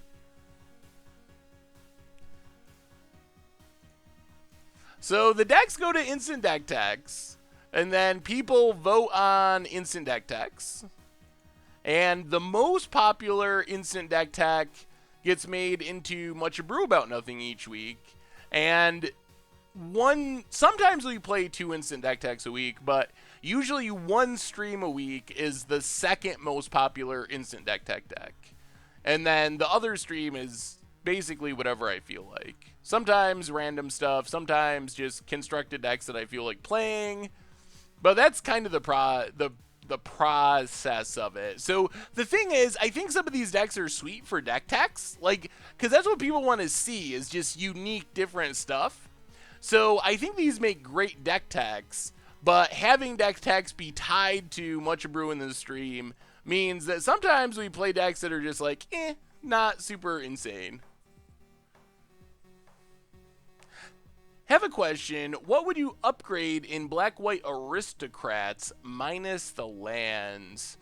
Oh, geez. I don't know if I can answer that right now, the mom. I think I'd have to look back over the list. Actually, check out, if you're talking standard, and maybe you're talking modern, actually.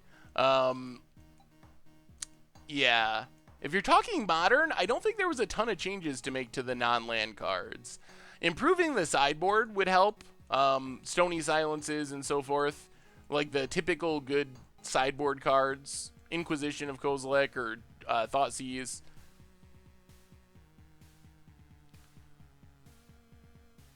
Will the winner of the Modern Masters 2017 box giveaway be announced before long? I have the video recorded, and I believe that that's kind of the announcement. So the opening video, announcement, and I believe that that's going up tonight, I think. So the winner should be announced with the opening video this evening, or, well, tonight, when the typical release time for our videos. Harassment owns. I don't know. I only know your Twitch name. I know the real name of the person who won. But I can't spoil it. You gotta wait for the video. Man, our opponent's gonna kill us the turn before we are able to worship again. The only good thing is we do have this extraction. So we might be able to work this extraction into a win. Maybe. There's the gifts.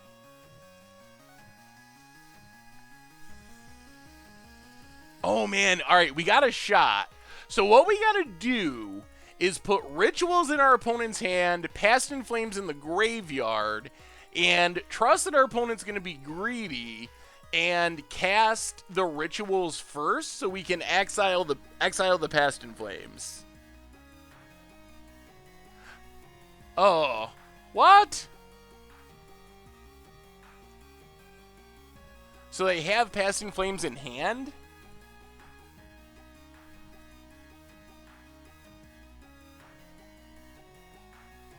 Oh dear. That changes things.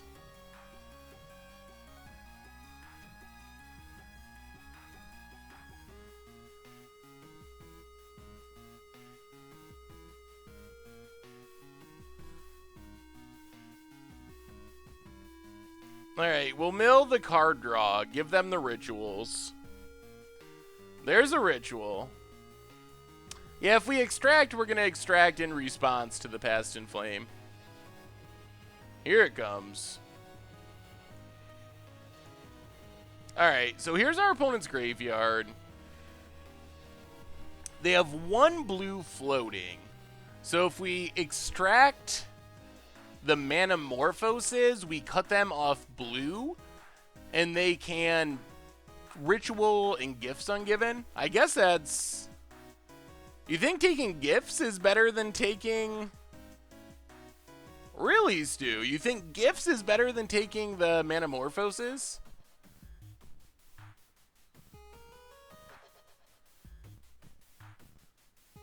Alright, yeah, okay.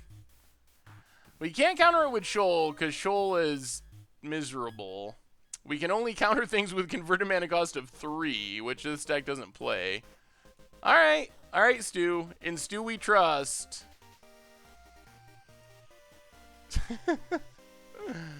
They might have Remand in hand, but that doesn't really matter. Yeah, I guess this means that they could not find it.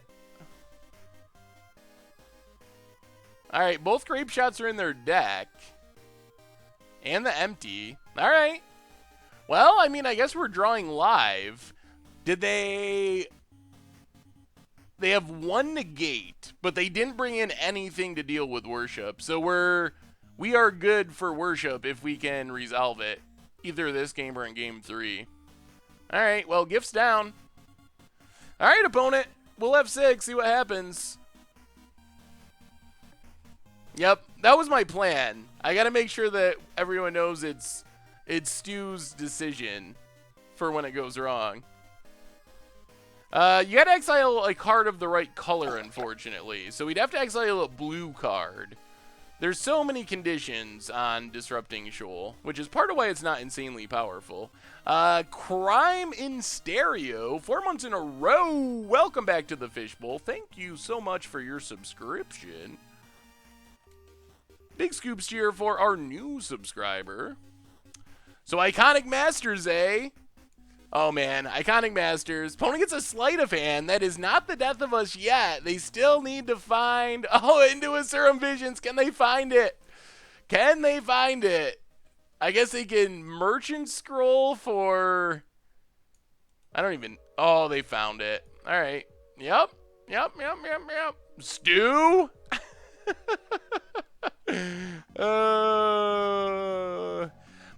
My question with yeah, you're right, Stu. It was the right play.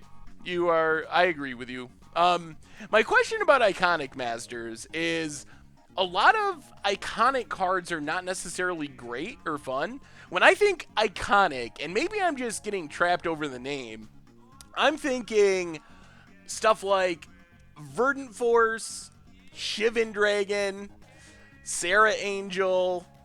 To me, those cards are iconic. They're not necessarily good anymore, or especially exciting for limited. So I'm really curious to see what this name means. I mean, there are good iconic cards. Jace, Stoneforge, Necro, sure. Yeah, I mean, a fun draft format. And I will say, Wizards is... I think batting 1,000 for making fun limited formats with Masters sets. I mean, some are slightly better or worse than others, but I don't think we've had one Masters set that was just bad for limited. And some of them have been legitimately great. Like First Modern Masters was one of my favorite draft formats. Vintage Masters on Magic Online was a very strong draft format. I mean, yeah, Sarah Angel is still good in limited, but it's not good in by the standards of like Masters set limited. So I guess that's what the tension for me is. Is it going to feel like Masters set power level limited, or is it going to be weird iconic cards and have a lower power level than other Masters sets? Yeah, Modern Masters 3 was very good as well. Modern Masters 2 wasn't bad. I thought Modern Masters 2 Limited was fine. I don't think it's as good as 1 or 3. It's probably the worst of the Modern Masters sets, but I think it was really good. You just had to find your archetype. And I like that. I thought it was a cool way the format worked. Like, stay open, find the archetype, because you basically had to be an archetype in Modern Masters 2. So basically my strategy, and I think the common strategy, was to try to stay open almost through the entire first pack, wait to see what wheels, and figure out what archetype is open, and then just go all in. And since there's so many good cards, even if you don't start until essentially pack 2, but you find the open archetype, your deck is going to be insane. Oh, I think 1 is the best. Interesting. I would rate them 1, 3, 2, I believe. All right, we get to play first.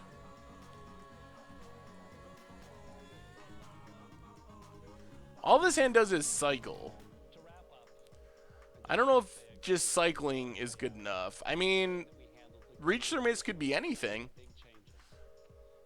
I guess that's one way of looking at it. Shoal isn't good. Lingering Souls likely isn't really fast enough unless we have a worship. Any advice on practicing drafting with game for cheap? There are some like free programs to simulate drafts and stuff. Oh boy. Alright, well we traded down. I guess this hand isn't much different than the first one. We still have a reach through miss. We also get a scry, and we have a path, which is important. Definitely putting marsh flats to the bottom. Hollowed Fountain tapped. I mean, our plan to win is worship. Worship wins us the game if we can get worship in a creature, especially a hexproof creature. How will Amonkhet impact standard? Does it affect standard even if there are no bans?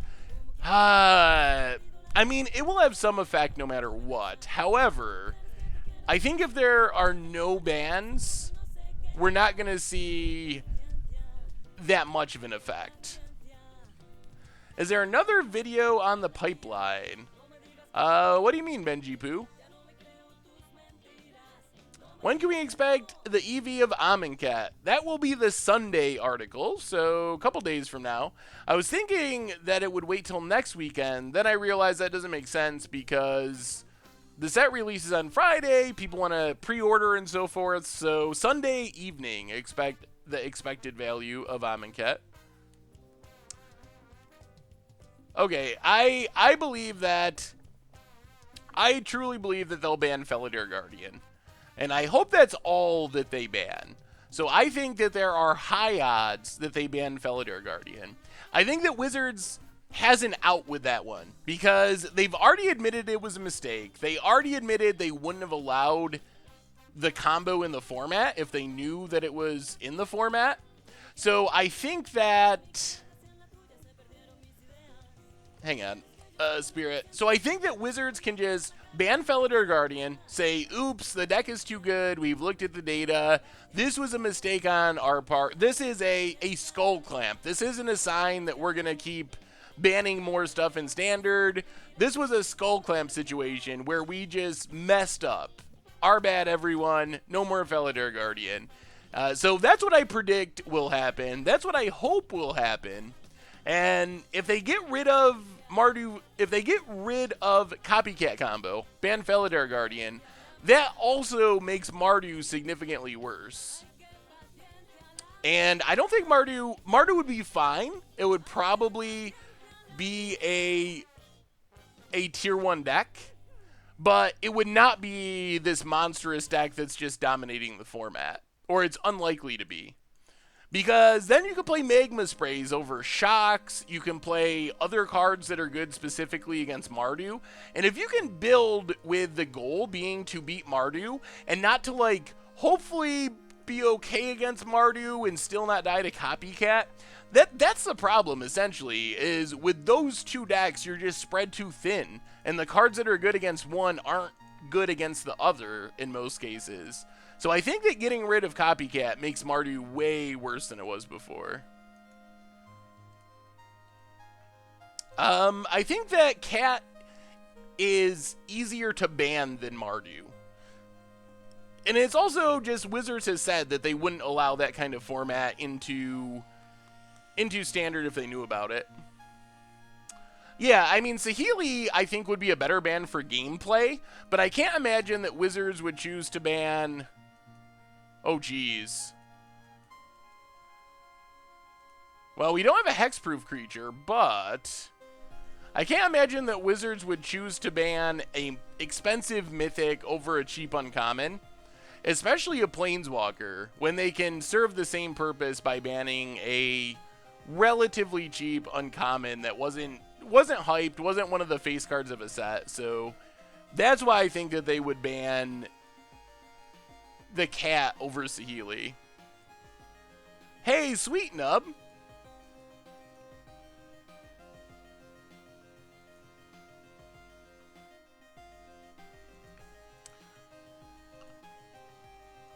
I think that you can imagine standards where Copycat would be fine.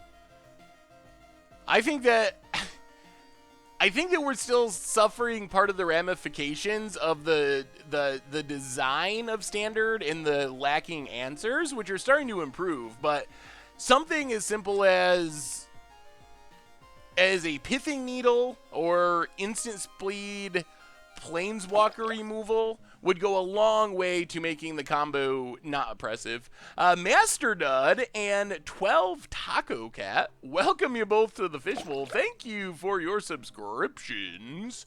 Big scoops here for our new subscriber. Yeah, I don't know if Cat Tribal is a primary concern of Wizards in Standard. Was hoping we draw a creature there, but this is fine, I guess. Opponent does not have gifts, and they're kind of flooding out. If we can draw a way to protect our Geist, or our Drog Skull, or just draw a Geist, then things are kind of good. We can also 6 mana counter a Gifts next turn, if we leave all of our mana up. Things are heading in the right direction with removal. I really believe it. Oh yeah, you can't get me away from Paradox Engine. That's another one of my favorite cards from Kaladesh block. Alright. World's Worst Condescend, Spell Blast, whatever you want to call this. We got a plan. 6 mana, counter target thing our opponent does. Man, our opponent is flooding. Okay. We'll let this go and then just counter the gifts.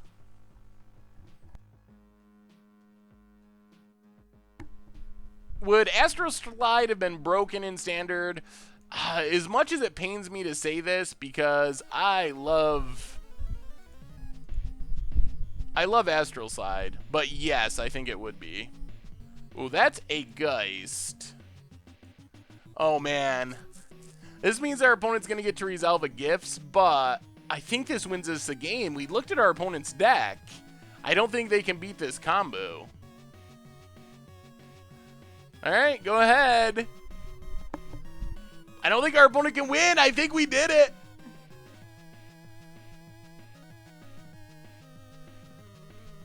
The problem with this is this has hexproof, so they can't actually target it. So they just can't get rid of Geist. And we saw their deck when we surgically extracted last turn, and they didn't bring in any answers to worship. So I'm expecting our opponent to gifts, realize they can't beat this, and scoop. Has the power level of Standard been decreasing over the years? Not necessarily. I think that the power level has changed. I mean, we've had the most powerful creatures ever printed in the last 5 years of Standards, dating back to, I guess, the Titan cycle. We've literally had the best creatures ever made in the game of Magic.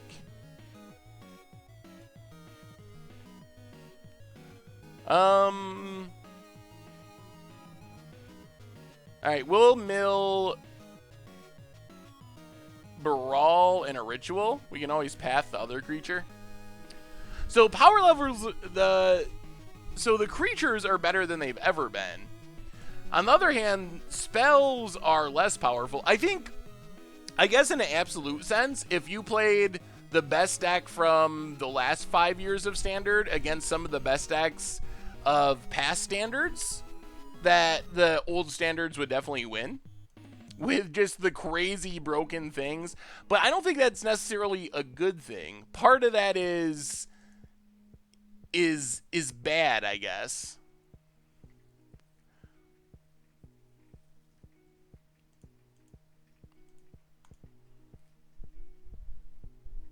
I guess we might as well path it. Yeah, Desperate Ritual. So, like, Necro would beat the best decks of our current Standard. Okay. Sure. I mean, even if our opponent makes a bunch of goblins, they still can't win. I don't think our opponent can win no matter what they do. So we'll just do the old F6 trick. I can't imagine... Well, they could have Echoing Truth. Maybe they brought something else in. I don't know. Our opponent's going for it. Yep, sure. Maybe our opponent just wants to show us all the damage they could have done. Most powerful standard deck of all time. I mean, probably something with Tolarian Academy. Necro, maybe. Something from the early days when combos ran rampant. I think the only thing we will counter would be something that deals with our worship or our Geist. Like a Pyroclasm, a Echoing Truth.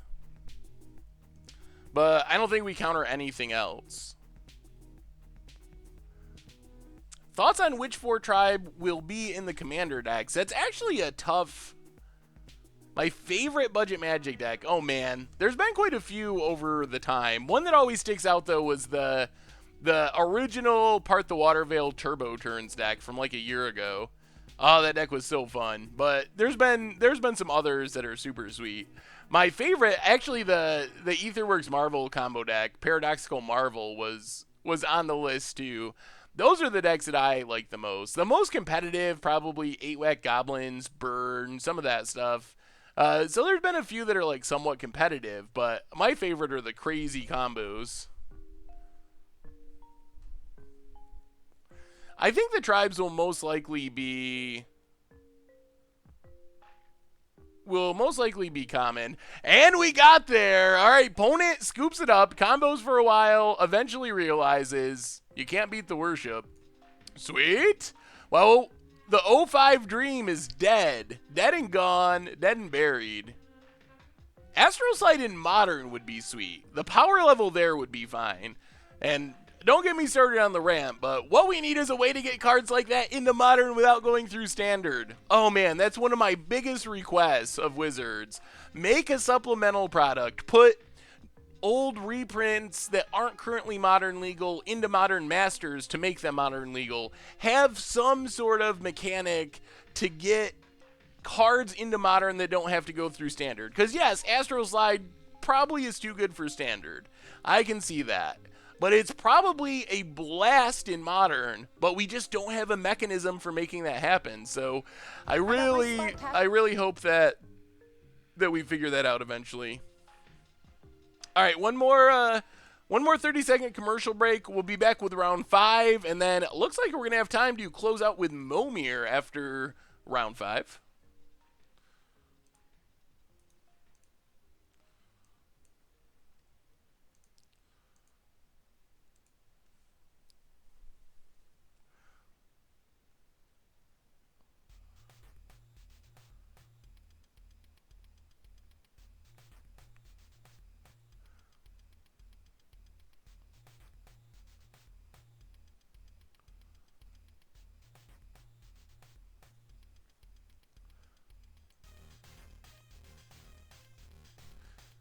All right, we're back. Ad block not blocking? I don't know anything about that. Yeah, 56 to 50. Oh, that's in votes. I was thinking percentages, huh? Yeah, some people don't get commercials for whatever reason. I bought the Ally Mill deck on Moto you posted as soon as it came out, and I've been having a blast. I really hope you play that deck. I ordered the missing pieces playing paper for F&M. Well, Scuttles, good news for you. That's going to be the Mucha Brew deck for next week. This week we have Grixis Ninjas, which has been surprisingly awesome. When you're in the middle of a trade with the bot, how do you check the price of a card? Meddling Mage 88, if you just click it, it will add it to the trade, and it will show you the price in the chat. And then if you click it again, it'll go back out of the trade. So just kind of like add it to the trade and then take it back out to do the price checking. Also, if you're using like Card Hoarder or MTGO Traders, you can look on their website. What's up, Reign of Trains? We got Tallowisps. Sure. I guess this is a hand. Also got Gloom Surgeon. It's a Hollowed Fountain.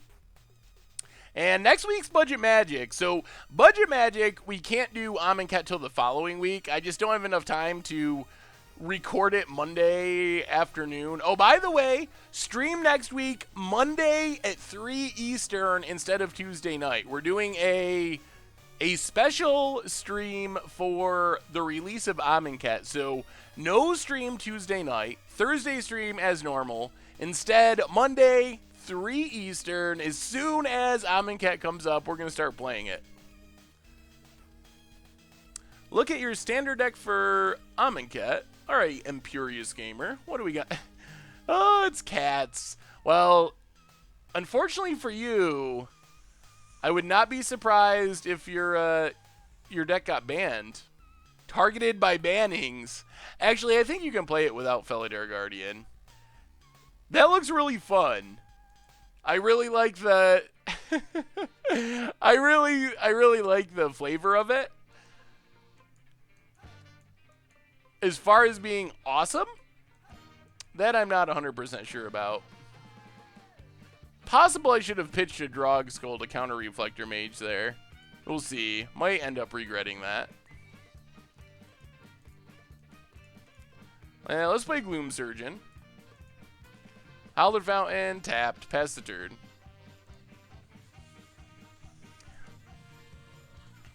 Oh, well, welcome, Luxra. Glad to have you. Zur Astral Slide in Commander. Yeah, I like Astral Slide in Commander. I played a Fluctuator deck on Commander Clash a long time ago. I recorded some of the videos. Extra videos coming up this next week are... sure, I guess we'll mill ourselves to prevent this damage. Ah, Geist. Okay. Well, let's Tallowisp. Pass the turn. Oh, welcome, Frostwalker. So, yeah, top 10 videos for Modern with special guest, Commander with special guest, and Standard with special guest. You probably can figure out who the special guests are. But 3 different people joining me to talk about the top cards in different formats from Amonkhet. Some of them are recorded, but they'll all be going up next week. And the Commander one was a blast. Oh, man, I always love doing the videos for Commander with Tomer. I always just have fun doing it. And this one, we recorded Commander Clash. It was like 11 o'clock at night. Tomer's like, hey, you just want to do that video now? I'm like, oh, sure, let's do it, Tomer. So we're a little loopy, kind of in the middle of the night, recording a video about the best Commander cards, and it was a ton of fun. All right. Actually, we'll let this one go. We could have Disrupting Shoaled. I actually want to get double Geist down, though. So let's pass. I guess we can just Path now. Yeah, let's Path. Get back our Tallowisp.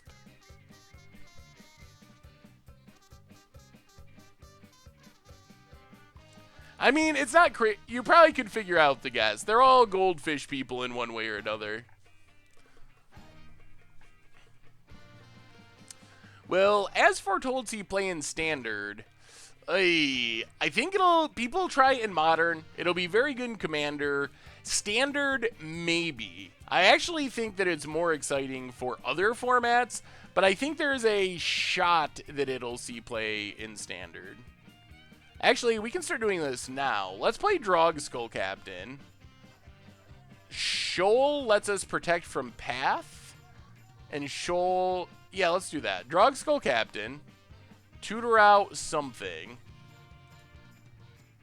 We're actually doing what our deck wanted to do the whole time. We're figuring it out. I think we just get Steel the Godhead. Seems good. On the Drog Skull lock. Hopefully Jake will come back and do opponent. Really? Really? Huh. Well,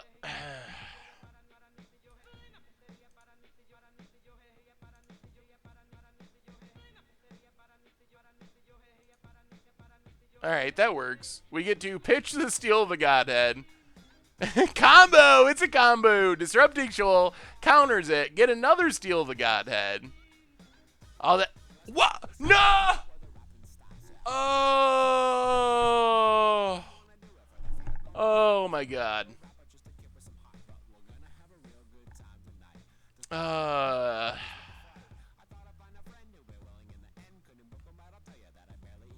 Yes, yes. I can't even argue that one. You can pump me for that one as much as you want, and I will not complain. It is deserved, well deserved. Hopefully we can still win this match though, or this game. Oh man, that was brutal. That was so brutal. We got to tutor up another Steel of the Godhead. Oh, we drew another one. All right. Well, let's see if we can do this without messing things up. We get another shot. The Magic Gods realized it wasn't our fault. Give us another chance. So, Cloud of the Dominus.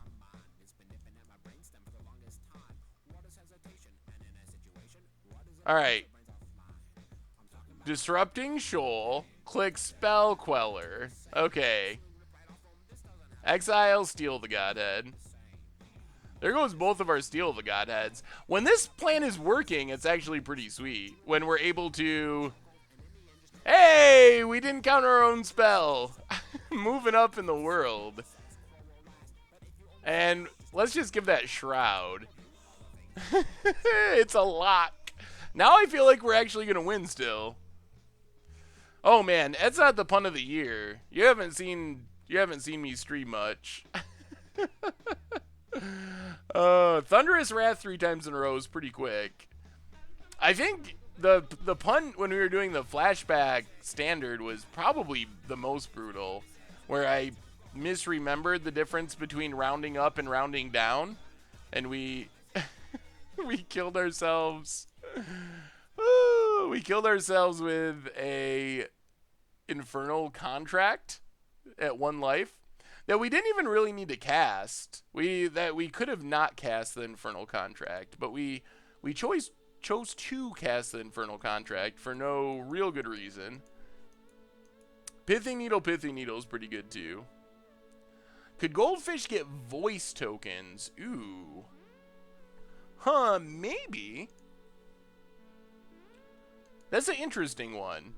I know that most of the tokens we've got, we try to get ones that apply to a lot of different styles of play, a lot of different people.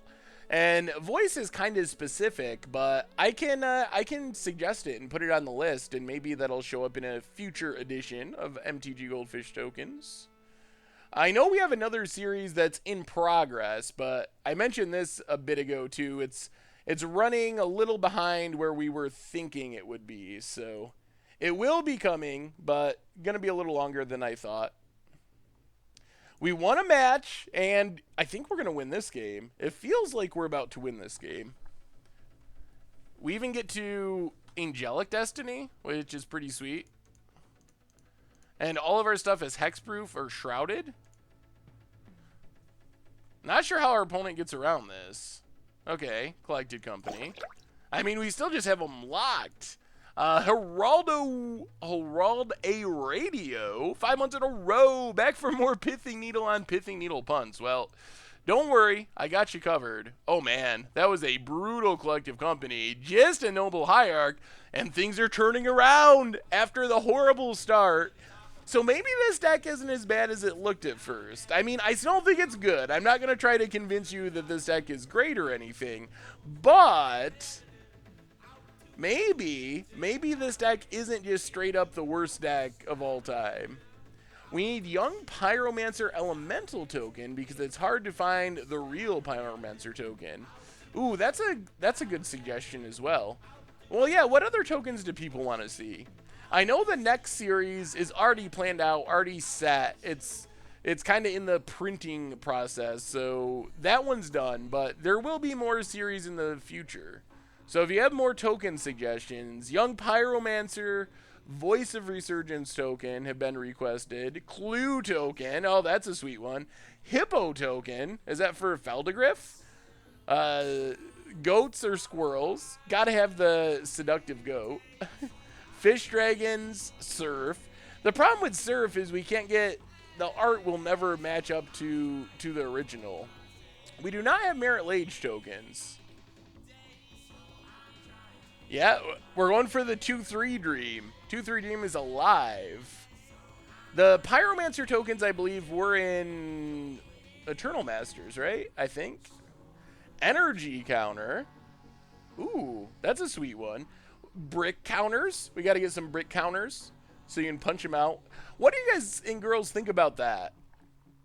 For some reason, I don't know. For some reason, those things feel cheesy to me. And maybe it's just me and they're awesome. But those, oh, punch out your little bricks. And for some reason, it reminds me of, like, I don't even know. Something my, like, little niece would play with or something. Like a big thing of stickers and you poke them out and play with them. I don't know. I don't know why that bothers me for no reason. Charge counters. Charge counters are sweet. Who won the Modern Masters box? Well, that will be announced tonight. There's a video coming out with the box opening and the announcement of the winners. So it's done. It's over. We know the winner, but wait for the video opening announcement tonight. Also, I'm excited for this opening video. Got a new camera, got some better lighting, etc., etc. So trying to up the quality of the opening videos. So I know that's been something people have mentioned in the past. The actual camera didn't look that great. So new camera, hopefully going to look awesome. So I'll be excited to hear feedback on that as well. Seance plus the new white parallel lives. That seems pretty sweet. The all colorless mana hand. I think on the draw, we're going to trust that this is going to work out. Alright, Wooded Foothills for our opponent. Oh, there we go. Alright, it worked out. Now we have colored mana. Pass the turn. Eldrazi Cyan, Eldrazi spawn. That's a sweet idea.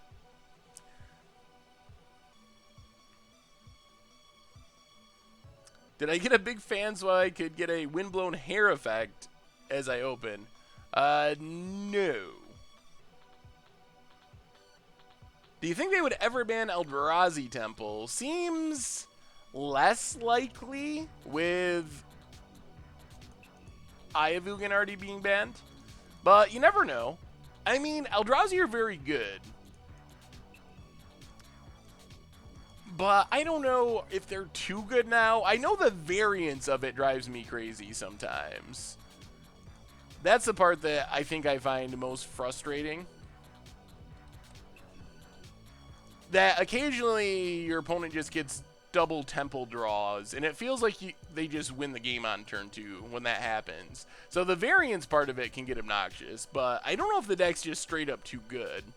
The thing is, like, those draws are much less frequent now that they don't have...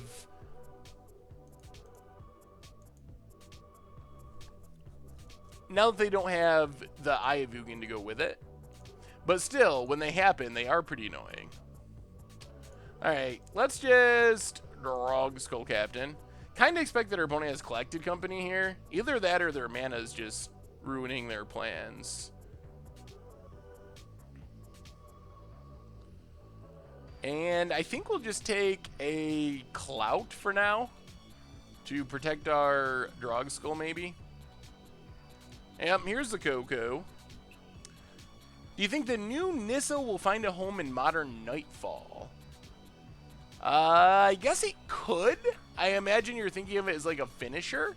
And I mean, I guess it definitely could. I don't know if it's necessary.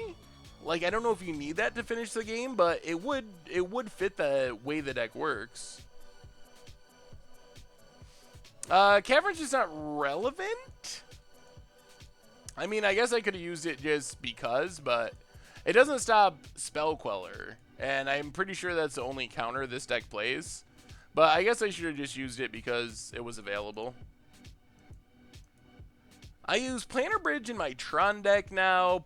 Poor sub for Ayavugan, but Instant Speed Emrakul is good. Yeah? I mean, I don't think it's Ayavugan power level, but that does seem sweet.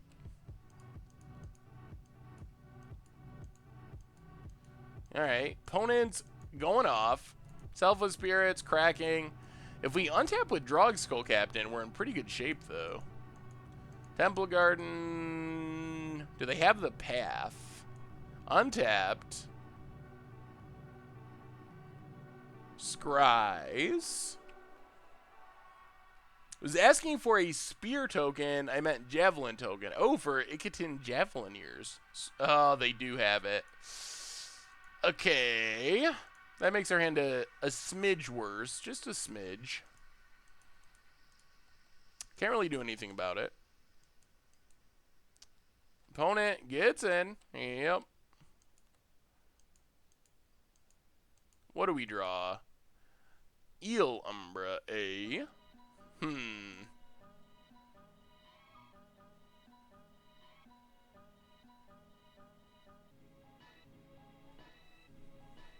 Release the Gremlin or by force in sideboard. I think you gotta wait and see on the meta, and depends on your deck, but I think that most of the time by force is better. But it's gonna depend on the meta. If you're only killing like 1 or 2 artifacts usually, then maybe release the gremlins is fine. But if there's decks that are playing a lot of artifacts, and we'll have to see what the format looks like, but it's possible that like Colossus decks could make a comeback, etc. So if there's decks that are kind of playing tons of artifacts, then by force is definitely the better of the 2 options. We'll play the plains.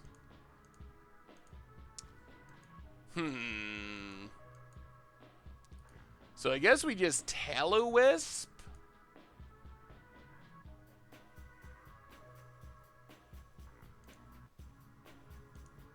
Using our cavern. Get to keep tutoring out auras.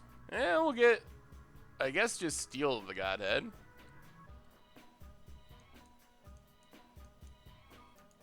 And let's just, man, this puts us shields down. I think let's just crystallization.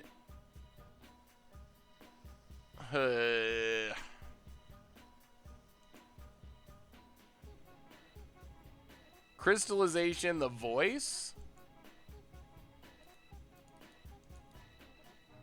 If we tap properly. I want to leave up the path just in case. But this voice is making it really hard to play at instant speed, which I would like to do. So I think we just crystallization the voice.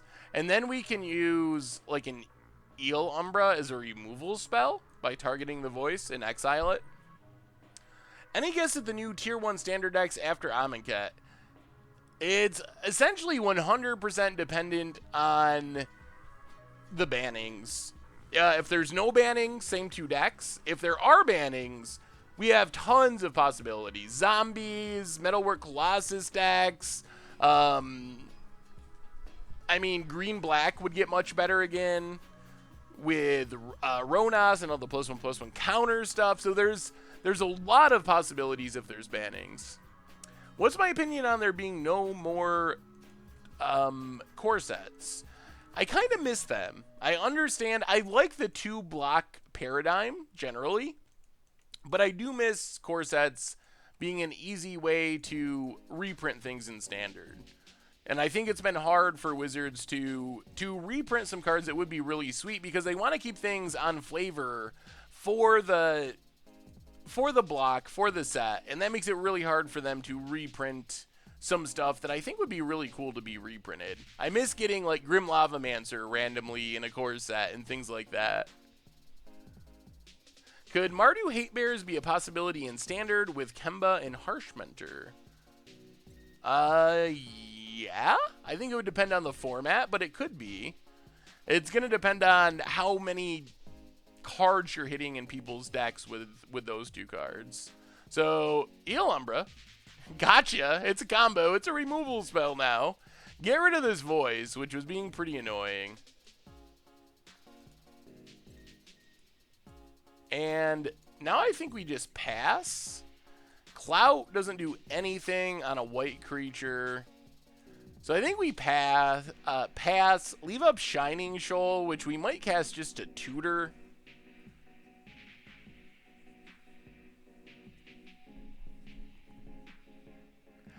Atog Fling is going to be tier 1. That would be awesome.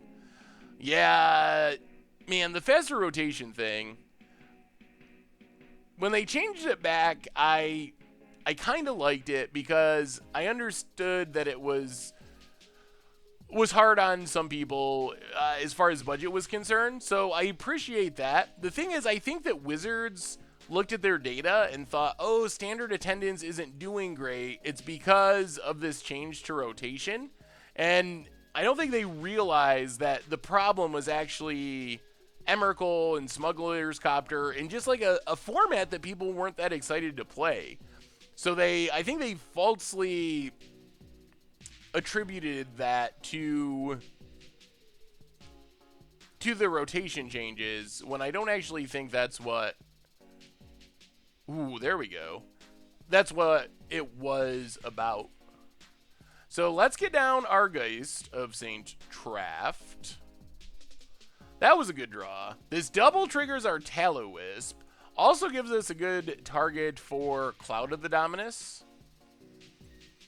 And if our opponent has Spell Queller, we have a path.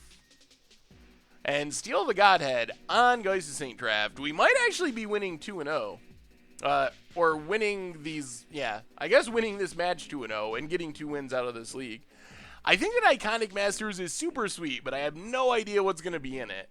I love the pre-release idea. Definitely super excited for the blind pre-release where you don't know what's in the set when you go to play it. That makes me want to go to HasCon just for that.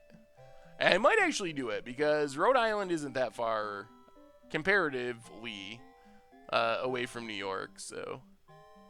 But I think just that pre-release event sounds super sweet. And Wizards has a really good track record with those type of sets. So I think it's going to be sweet. Yeah, we'll just pass the turn. Yeah, we wouldn't be 2-0. We would have won our last 2 rounds, though. My main plan in New Standard is to Crush of Tentacles and Temet. Make it 9/9 unblockable. Ooh. Spicy. Yeah, I mean, I don't think they'll do that. The name Iconic makes me worry that it's going to be really iconic cards that aren't necessarily good. Should I try to go to HasCon? I'd be free wins. I'm down for free wins. I mean, this all just got announced. I had 0 plans to go to HasCon before they announced this. So it's definitely not set in stone. So don't make your plans based on me yet, because it's not a guaranteed thing by any means. Zyron999, welcome to the Fishbowl. Thank you for your subscription. Big scoops here for our new subscriber.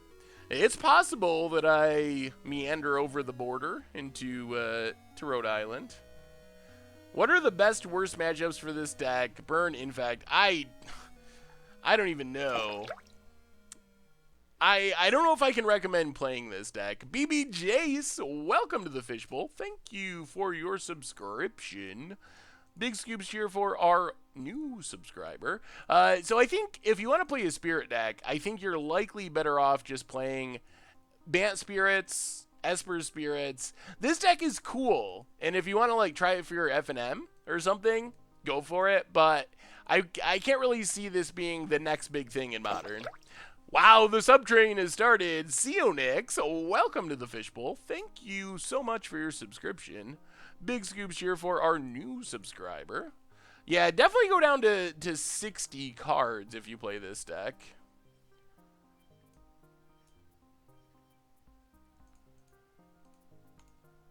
Pathu?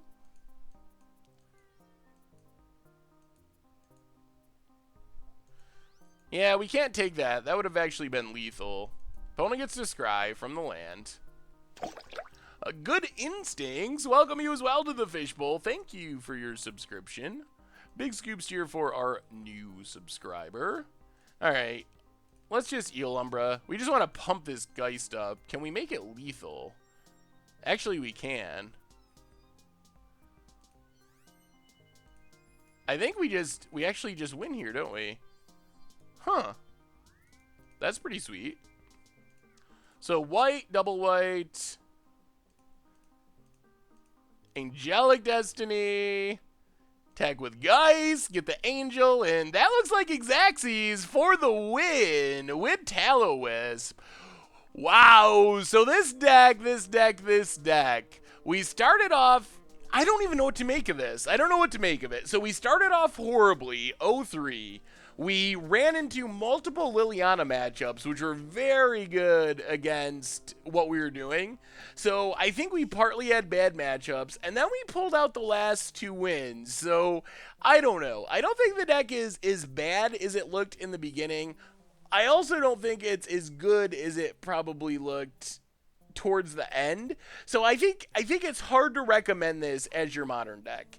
I think that it's playable, and if you really want to play Tallowisp, it does some cool things. Ability to tutor out auras to pitch them to your shoals is pretty neat. The ability to use shoals to get auras. So there's some really interesting and unique synergies that I think is pretty sweet with the deck. But I think it's got to rank behind the other Spirit decks, Bant and also Esper, as the most competitive Spirit decks in Modern. New to the stream, do you play Burn and Goblin, aggro and Burn decks?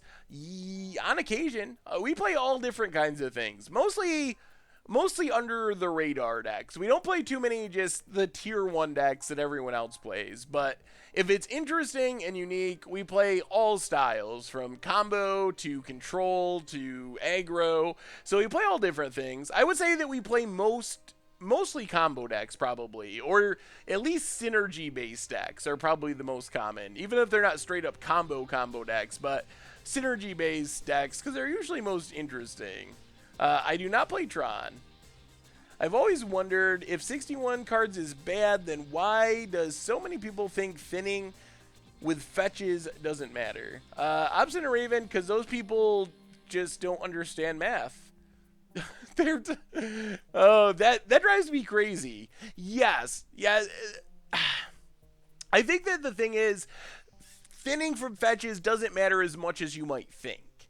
So in some cases, and maybe many cases, the life that you're giving up to fetch for no reason is more detrimental than the percent you're gaining by getting a land out of your deck is positive, so it's a net loss. But the idea that thinning your deck doesn't do anything is just not true. Like, it does do something. And even if you're drawing an extra card every 4th game, drawing an extra card every 4th game is going to add up to an extra win every 20th game, and winning every 20th game by thinning your deck is going to lead to top 8ing a tournament eventually. So I don't know, that's one of my pet peeves, because the math, while it's not insane, I think it does support that thinning is correct, disregarding the life part. Studliest, welcome to the Fishbowl. Thank you for your subscription. Big scoops here for our new subscriber. Alright, so you know what this means. We have completed our league. No treasure chest, so the kids are going to bed hungry tonight. But this means it's Momir time, so let's pull up the Momir list, which I can never pull up. Oh my goodness. Hey, I did it. Thank you, chat. So who do we got on the Momir list? Filthy Casual for Life is no longer at the top. We actually played. So if you were on the Momir list, who do we got at the top? Feranic, Scratched, X-Storm, Jason, Advril, Barracuda, Exer, Sinstrom, Drakenvulture. I know, I kind of miss you up there, Filthy Casual. It looks weird seeing a Momir list without you on there. Those are the people at the top of the list. You should get back on, Filthy, so you can start working your way up to the top again. Back to your rightful place on the top. What do you think of Blood Moon's main deck and Norin Sisters? Blood Moon main deck in just about anything I like. How did Momir come about? Well, I've always kind of liked Momir, and then people, at least some people in the audience, really like Momir, so it's just kind of become a tradition to, when we have enough time, close out the stream with a game of Momir, battle against a viewer, which makes it fun too. So anyone on the Momir list want to play? If no one on the Momir list is interested, then we go free for all. So give the Momir list people another minute. And if no one from the Momir list speaks up, I will take the first challenge. So let's give it 10 more seconds. Have I ever got a Zurius Guild Mage or seen a Zurius Guild Mage in Momir? No, but I've heard about it. I've gotten some sweet locks, but never gotten that one. Hurlian, 7 months in a row, with the pronunciation guide. Hurlian. Hey, that's how I said it before I even read it. Hey! Pronunciation game on point tonight. Welcome to the Fishbowl. Thank you for your subscription.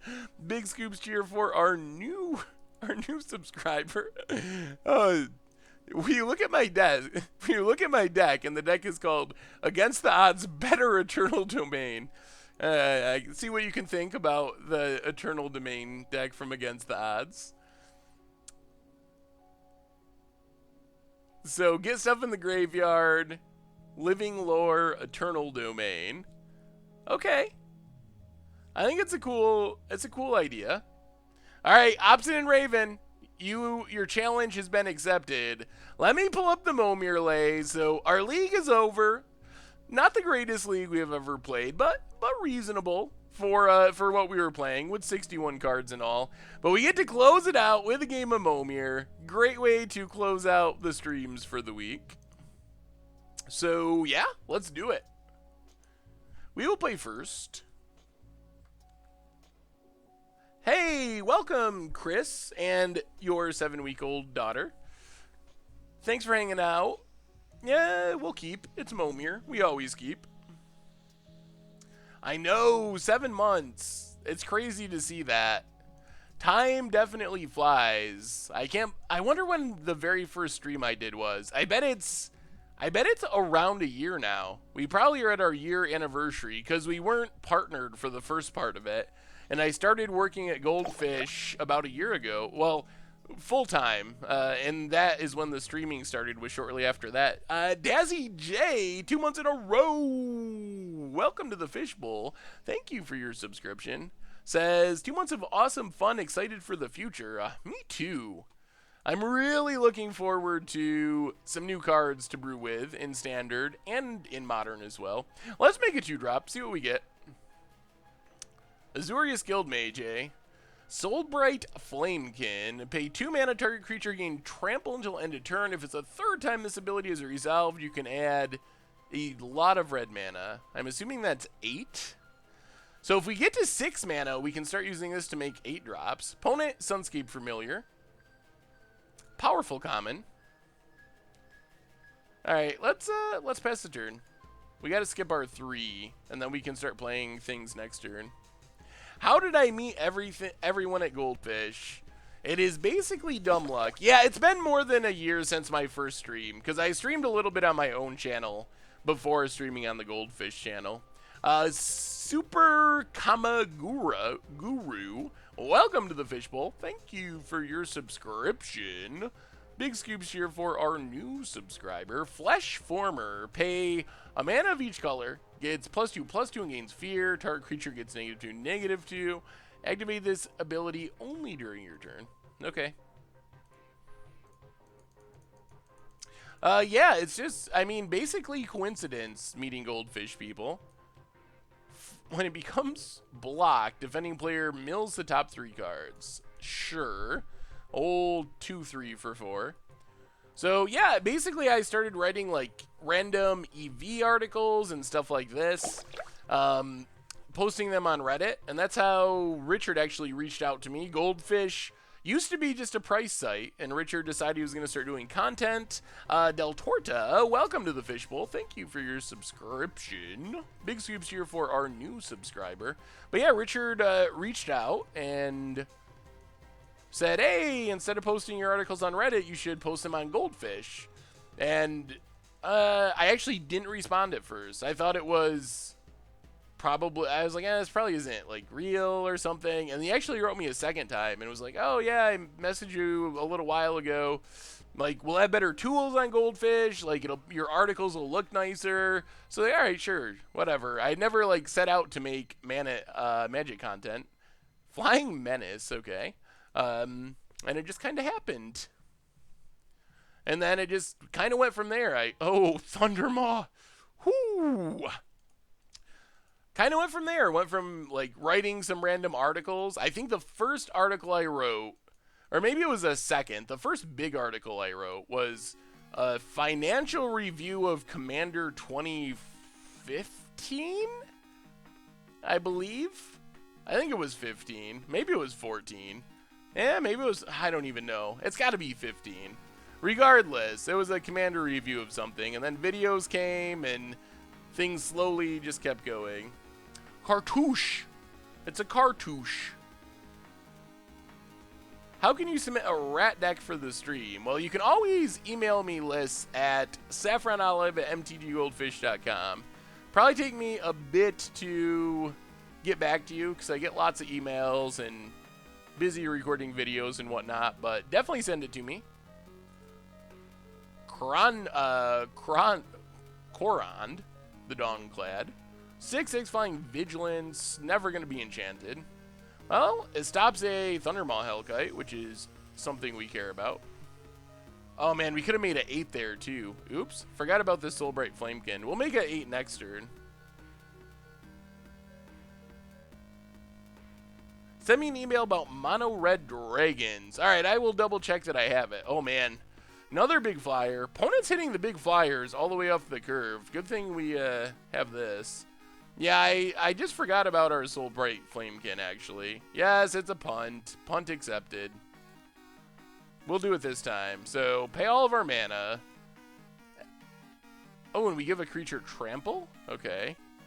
I guess that's kind of a relevant ability. Like, now that we have enough mana, we can just give our entire team trample, and we gain mana in the process. I don't think we're going to use it right here, because I don't think we're going to attack, but yeah, that's sweet. Little time-consuming and clunky. Oh my god, speaking of time-consuming, wait till you see the budget magic for next week. Oh my god. I don't think I've ever played a deck where I've almost timed out so many times. I mean, it did work out. We got a good creature. Now we get to start shooting things down. I guess we'll just start killing creatures for now. Magnetic Force is pretty good. Best place to buy paper singles was thinking TCG, but I don't know if one is better. TCG is solid. TCG is very good. Other vendors that are good are like Card Kingdom's very good. ABU Games is very good. But TCG Player is the way a lot of people go, so I wouldn't dissuade you from that. Oh yeah, we could actually get, I think we could actually get new cards in this now. Usually, because the cards are technically in the program, and usually that means that even though the cards aren't legal to be played in other formats, they usually show up in Momir. So we could randomly get some Amonkhet stuff in our Momir game. Alright, add our mana. Yes, please. Still just going to make an 8-drop, I believe. Actually, we could actually make a 10? Maybe we make a 10-drop. 10 drops aren't. There's Eldrazi at 10 that are pretty good. Yeah, that 6-drop definitely worked out. I haven't used Isle of Cards, but I know the people that run Isle of Cards, so I have a lot of faith that they are good, even though I haven't personally used them. I have been very impressed with their buy list prices, having better buy list prices than a lot of places out there.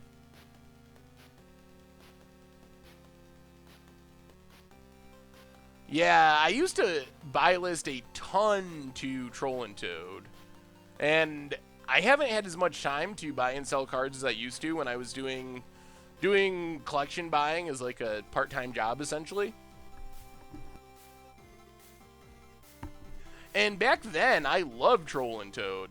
Troll and Toad, I think it's published on the site. At one point, I wrote this review of buy lists because I did so much buy listing.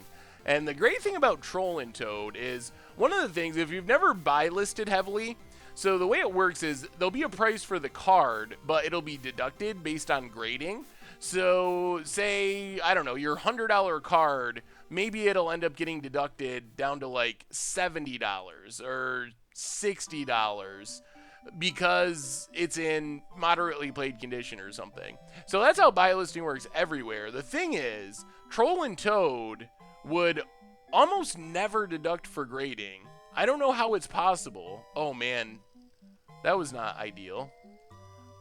I should have blocked Hellkite. Now we just gotta make an 8-drop.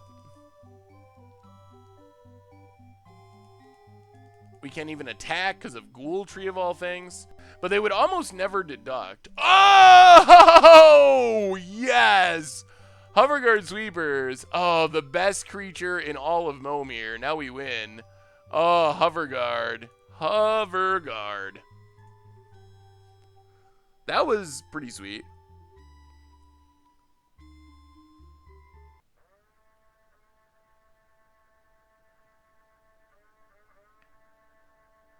You got a $200 unlimited Lotus from them. Jeez, that's a good deal. Even in 2001, that sounds like a good deal. I wish I had Power 9. That's something I have never really owned. I kind of want to... I would like to own Power 9, though.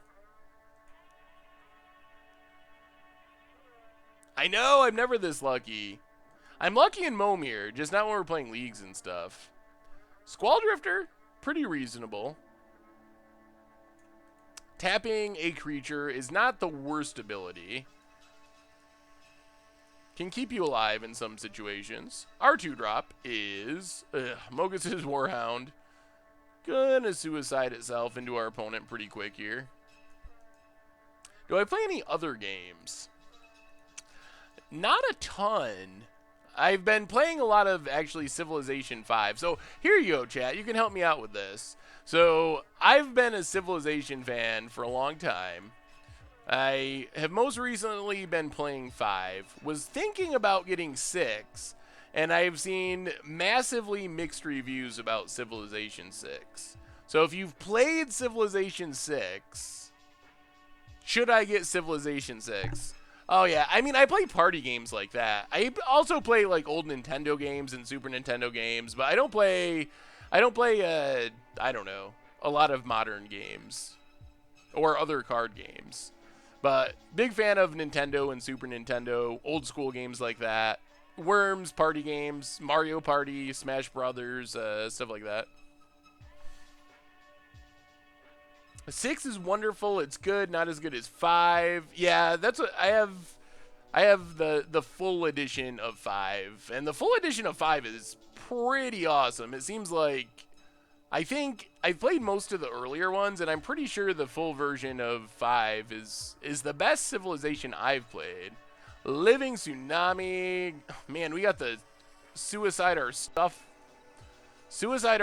board. We gotta sack this. This is gonna kill itself. We're just not keeping creatures. Wait for a sale to get 6. Okay. Better for multiplayer. Never played multiplayer Civ. I mean, more complexed is good. I do like the complexity. That's why, I mean, 5 got so much better with all the downloadable content. How do you send me a deck list for Commander Clash? Well, you can always leave it in the comments to an article or on YouTube, but my email, tap 5 clerics, gain 10 life. Opponent's a ways off from that. But my email is saffronolive@mtgoldfish.com. You can also send me deck lists there.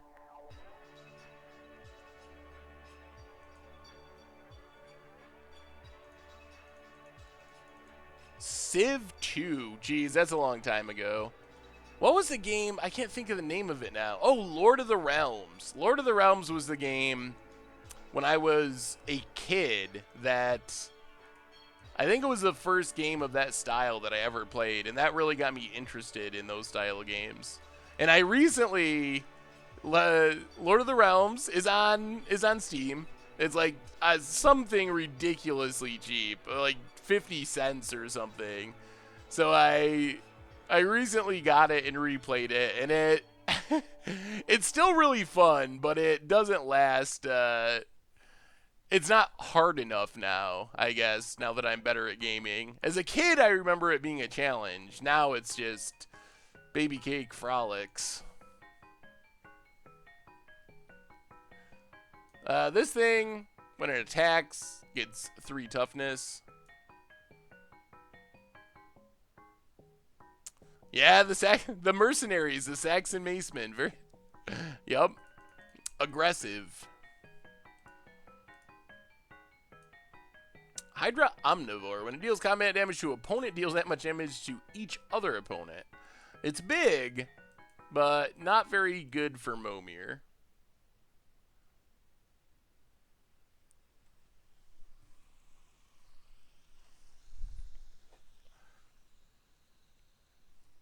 Played the first Civ and SimCity. I never got into SimCity. I played various, like, I don't remember, tycoon-y type stuff. I don't remember exactly what it was. Maybe like original roller coaster tycoon or something. Some of that type of stuff, but I never actually played SimCity.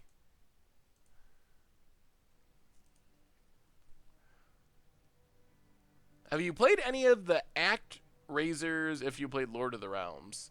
No, I'm not familiar with ActRaisers. Go to party games. Well, let's see. Probably number 1 for me is actually Worms Armageddon. Oh man, I think that's a game I play. Me and my friends play most often when we're just hanging out. So Worms Armageddon, followed by Mario parties of whatever happens to be the flavor at the time. I think we played every Mario party pretty heavily. Smash Brothers Brawl, I guess, would be the one we played most. And I don't know. Also in a Tecmo Super Bowl League. I think I've mentioned that before. So we do during football season, we do a full-on Tecmo Super Bowl League, which is pretty sweet.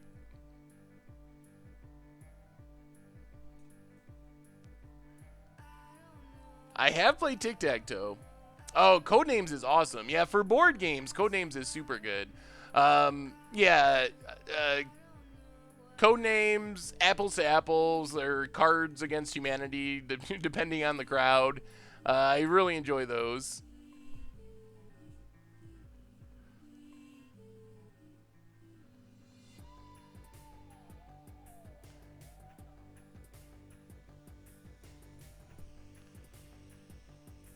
Wait, we're going to mill them out? Oh, yeah, Tolarian Serpent. The mill kill, the infamous Momir. Do you remember the Momir game where we went for the mill kill and it all went wrong right at the end? Akroma, Angel of Fury. All right, let's just pass. Let's go for the mill kill. That sounds like a fun way to win this game. Never have played D&D.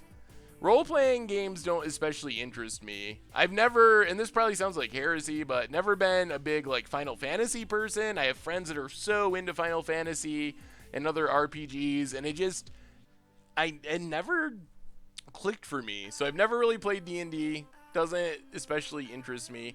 I know Tomer is super interested. Tomer loves D&D. I think Tomer has made like Magic D&D games and whatnot, or I'm not super familiar with what they're called, but Tomer's the one. If you ever want to play D&D, get in touch with Tomer.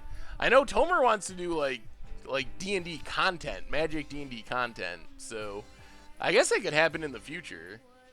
It would be unique to have D&D content. I don't know exactly who he would do it with. Maelstrom Wanderer. All right, we're gonna pass. Mill kill, mill kill.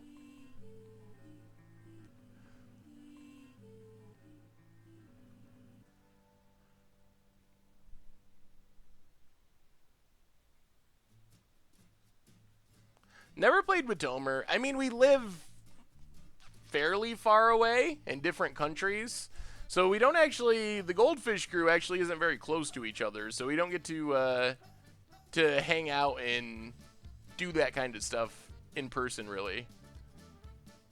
Opponent's down to 30 cards. Is Jake gonna make more Pauper videos? The schedule's been a bit wacky, but yes, ideally. Playing Pauper is every other week. But I know last week it got skipped. Actually, we don't need to do that. We can just block here and here.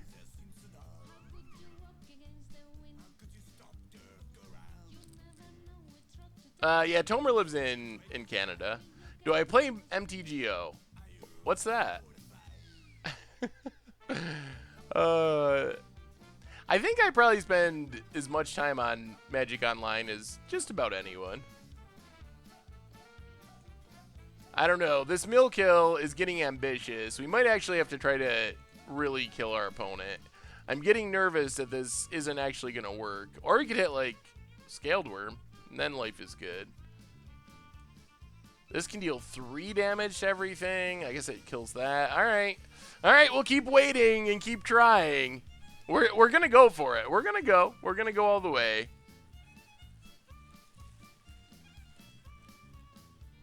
I did a lot of work making content for D&D 4E on one called Fantasy Grounds. Ooh, that's interesting. Do you know if he plays Paper at all? Paper Magic, Tomer? I believe so. I think he plays Commander in Paper. Well, yeah, you're right. 3 more turns. We got to just keep living. The problem is they're going to be able to double tap at some point. I will, after this game, I will show you how to challenge someone on Moto real quick after we finish this. So let's see. Block the blue thing. Block this thing. Block this thing. Okay. We're getting there. Uh-oh. Yes. All right. Pings everything. Pings everything. All right. Bunch of stuff died. Oh, no! The mill kill. It's over. The dream. Well, now we gotta not do the mill kill. Unless, I don't know how we can do the mill kill now.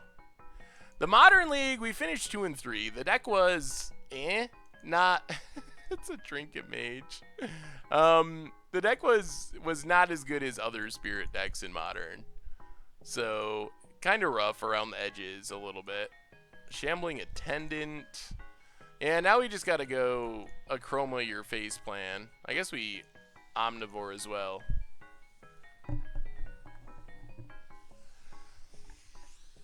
The dream still lives, go for it. But we're not even able to mill now. Just try to live 22 more turns? The odds are so slim on hitting a mill card. Tunnel Worm. We make 1-drops and try to hit Hedron Crab.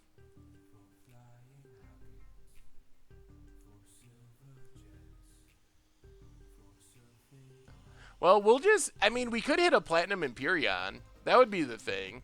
I guess we can stop attacking if you, oh no, Cognivore.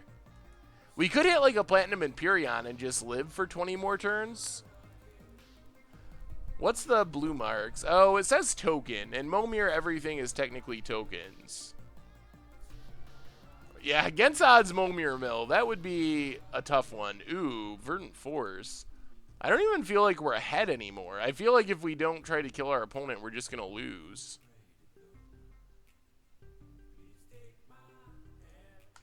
Well, we'll kill that. Cognivore, I don't know. I don't remember. Power and toughness equal to something that isn't relevant. Creatures in the graveyard?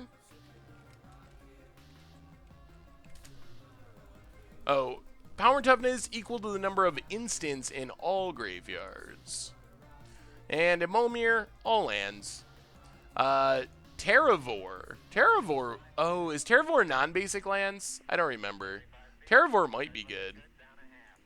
If it's all lands, it would be good.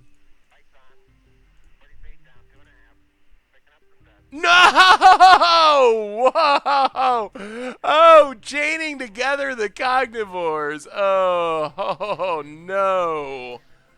Oh. Can I play Platinum Panza on stream? Is that Panza with Platinum Empyrean and Madcap Experiment? Maybe. I've never actually seen that before. Top left corner. I'm confused. Well, let's see if we can find another Cognivore here. I guess we should have not tried to go on the mill kill.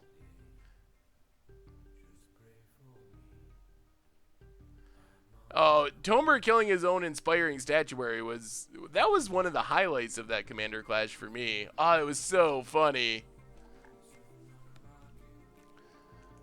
Yeah, it was pretty brutal.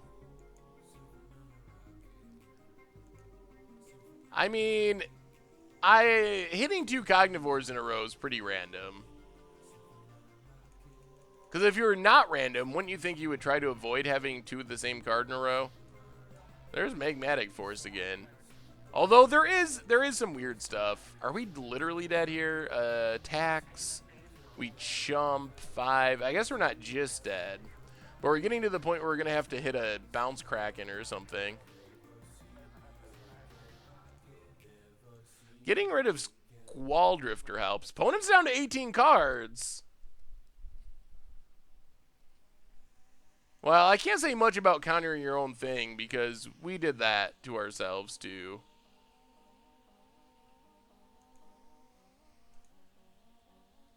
I just wanted to say keep up the good work. Love the Goldfish Site channel.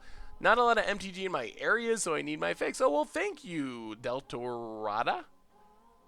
I appreciate the kind words. Yeah, no egotist.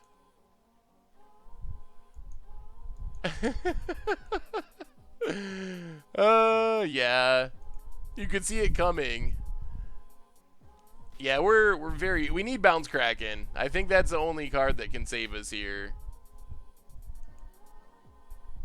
Come on, Bounce Kraken.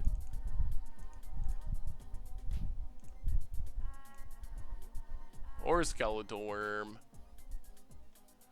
Okay. Are we just dead? Problem is Vampiric Dragon's very good. Well, we're kind of keeping the the Saprolings under control. Opponent makes one, we shoot it down.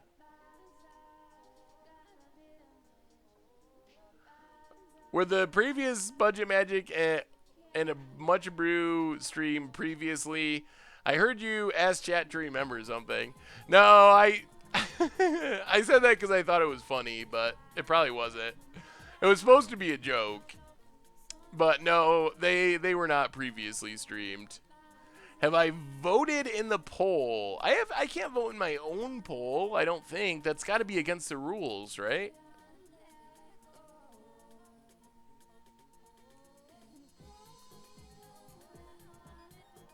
Are we just dead? So we block there, block there, block there. Oh yeah, we're dead. All right. The mill kill failed us. Well, we get a game 3 out of it though. All right, where's the poll? I'll vote for it. The problem is whenever I click onto straw poll, I get that pop-up and it's very loud and annoying and everyone can hear it. Doesn't make for a good stream. Yeah, we'll play first.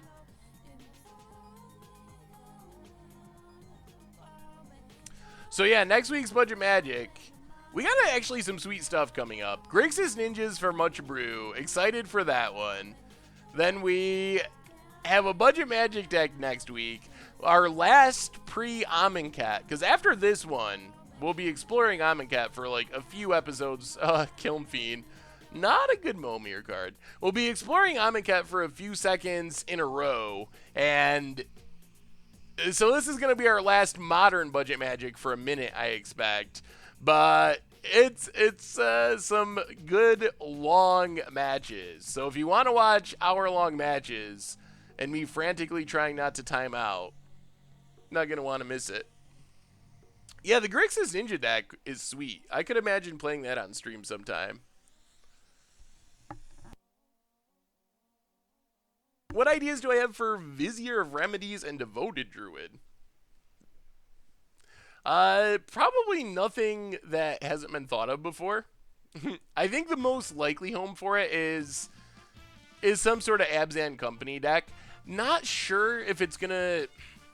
It seems more likely to me it's kind of like a secondary combo in Abzan Company than it is for Devoted Druid, for Vizier, make his own archetype. So that's my guess is where we'll see it. Dancing Sigmar. So that's my guess. I think it's sweet that it resets Kitchen Finks, which is nice. And Devoted Druid ramps you into Collective Company, so it's not like either piece is bad on its own. They're both pretty reasonable. So I think that it has a chance there.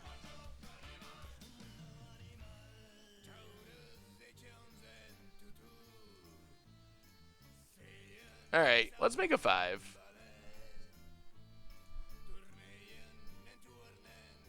When it enters, wait, May? Alright, it's a May.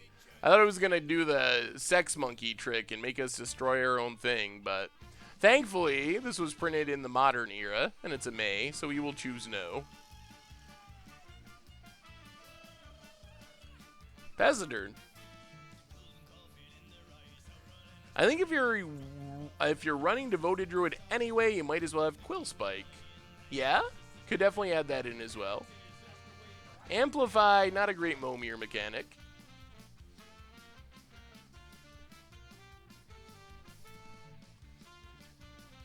Opponent passes. Well, play the Swamp. Yeah, that probably came out sounding wrong. Yeah, I have no idea why this flies. Ooh. Namata. We do have a Forest in our hand, so we can play that. I guess I don't think making a 1/1 is that great, but we might do it at some point. I mean, Tooth and Nail could run the combo, but if you're resolving Tooth and Nail, I don't know if that combo is... If your goal is to win with Tooth and Nail, I don't know if those are the two cards you want to get. I mean, I guess you can use them to while you're waiting to get Tooth and Nail and use Tooth and Nail as a payoff. So if you're just using it as like ramp to get Tooth and Nail to get Emrakul and Xenagos, that'd be fine. But I can't imagine if you have the choice of getting Emrakul and Xenagos that you would choose to get Vizier and Devoted Druid. Because Emrakul and Xenagos is pretty guaranteed to win the game.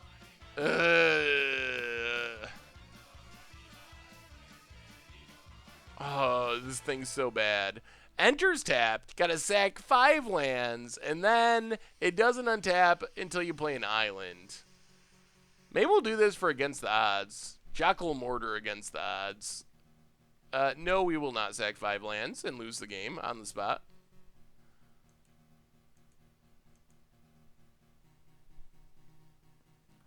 Yeah, and Bomb won't work because everything's already tokened, so you never get anything in the graveyard. Furyborn Hellkite. That's a pretty big flyer. Luckily, our opponent didn't randomly attack first. 12/12 flyer is so unbeatable. And 6/6 flyer is still pretty unbeatable. Alright. I guess we're going to do this. You're going to lose both of our creatures. Send you a value Momir deck that wins with Biovisionary. Wait. Oh, Momir. I was thinking Momir what we're playing right now. Oh, sweet. I do like the idea. Biovisionary is a fun way to win. I have never, ever gotten a Phage, and I've played a lot of games of Momir. At this point, I don't even know. It's so against the odds that I have not gotten a Phage ever. I've gotten other bad things that lose the game on the spot, but never a Phage. Guardian, not very good. Quite a few great Momir cards in Amonkhet. I have not thought about Momir, Amonkhet and Momir. Alright, let me look at this poll, see if this pops up the music.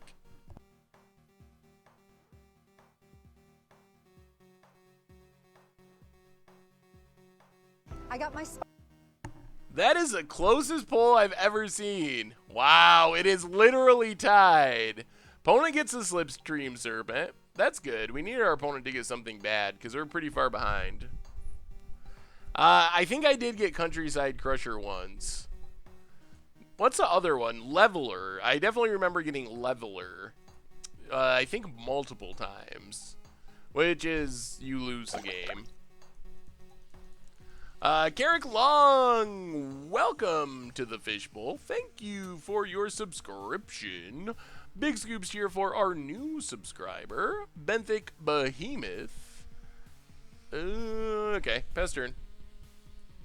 Next against the odds is a special edition for the poll is for what we're playing on Monday. So one more reminder, next week, instead of Tuesday, no Tuesday stream, we're doing Monday for the release events of Amonkhet on Magic Online. So Monday, 3 Eastern, don't miss the special Amonkhet pre-release spectacular. And people are voting on whether we play draft or sealed for that stream. No! Oh! That's the third Cognivore we've hit this match. Oh my. Alright, Momir's not random. Not random. Whoever said that, you're right. Oh, that's the worst. Acroma. This has haste, right? No haste. Well, Bounce Kraken this turn. We need it this exact turn. Actually, no. Let's just chump that.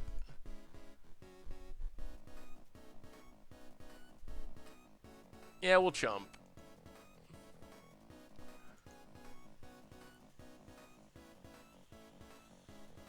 Alright. Alright, come on. If we hit another Cognivore. Come on, Bounce Kraken. We have got the worst. Good game, Obstinate Raven. Good game, good game.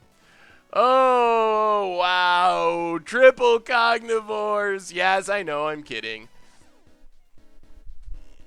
But triple Cognivore. Cognivore has power and toughness equal to the number of instants in all graveyards, and since we have no instants in our graveyards, it basically just dies on the spot in Momir.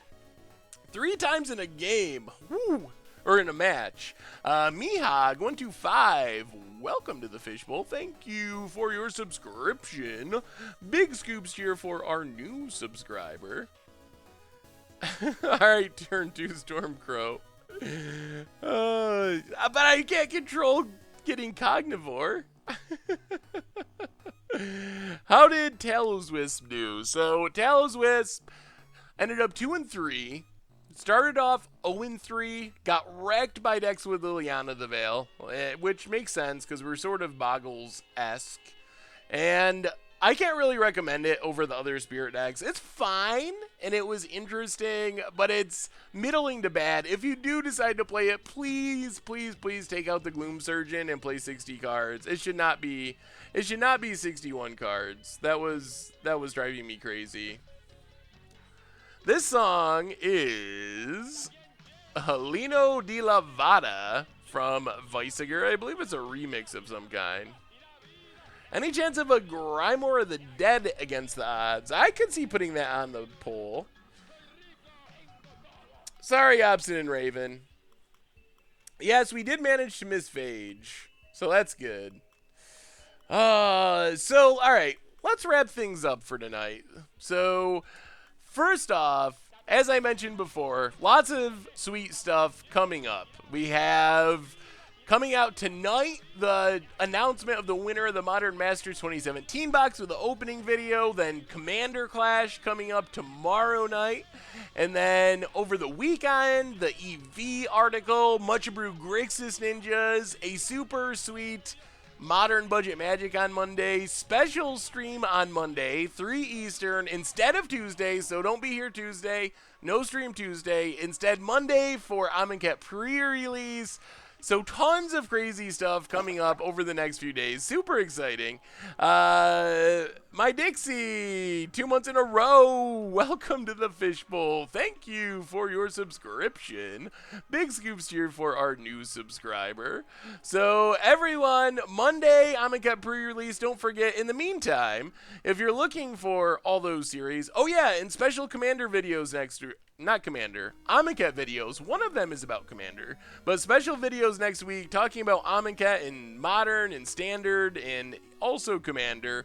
So look for those starting next week. Anyway, quick reminders, YouTube, that's where you find Against Odds, Budget Magic, all the special videos, Much Brew with Grixis Ninjas, etc., etc. The replay YouTube is where you find all the old streams, including this stream in the future. And, of course, the merch page if you're looking for yet another way to support the stream and the channel and the site. So all the full videos of the streams are uploaded to the replay YouTube if you're looking for that. So anyway, everyone, I think that wraps it up for the night. Have a great weekend. Enjoy your pre-release events. Have a blast with Amonkhet. And we will be back here on Monday for some pre-release action of our own. So don't miss that. Have a wonderful weekend. Thanks for hanging out. Big thanks to all the subs. Definitely appreciate the support. And we will talk to you soon.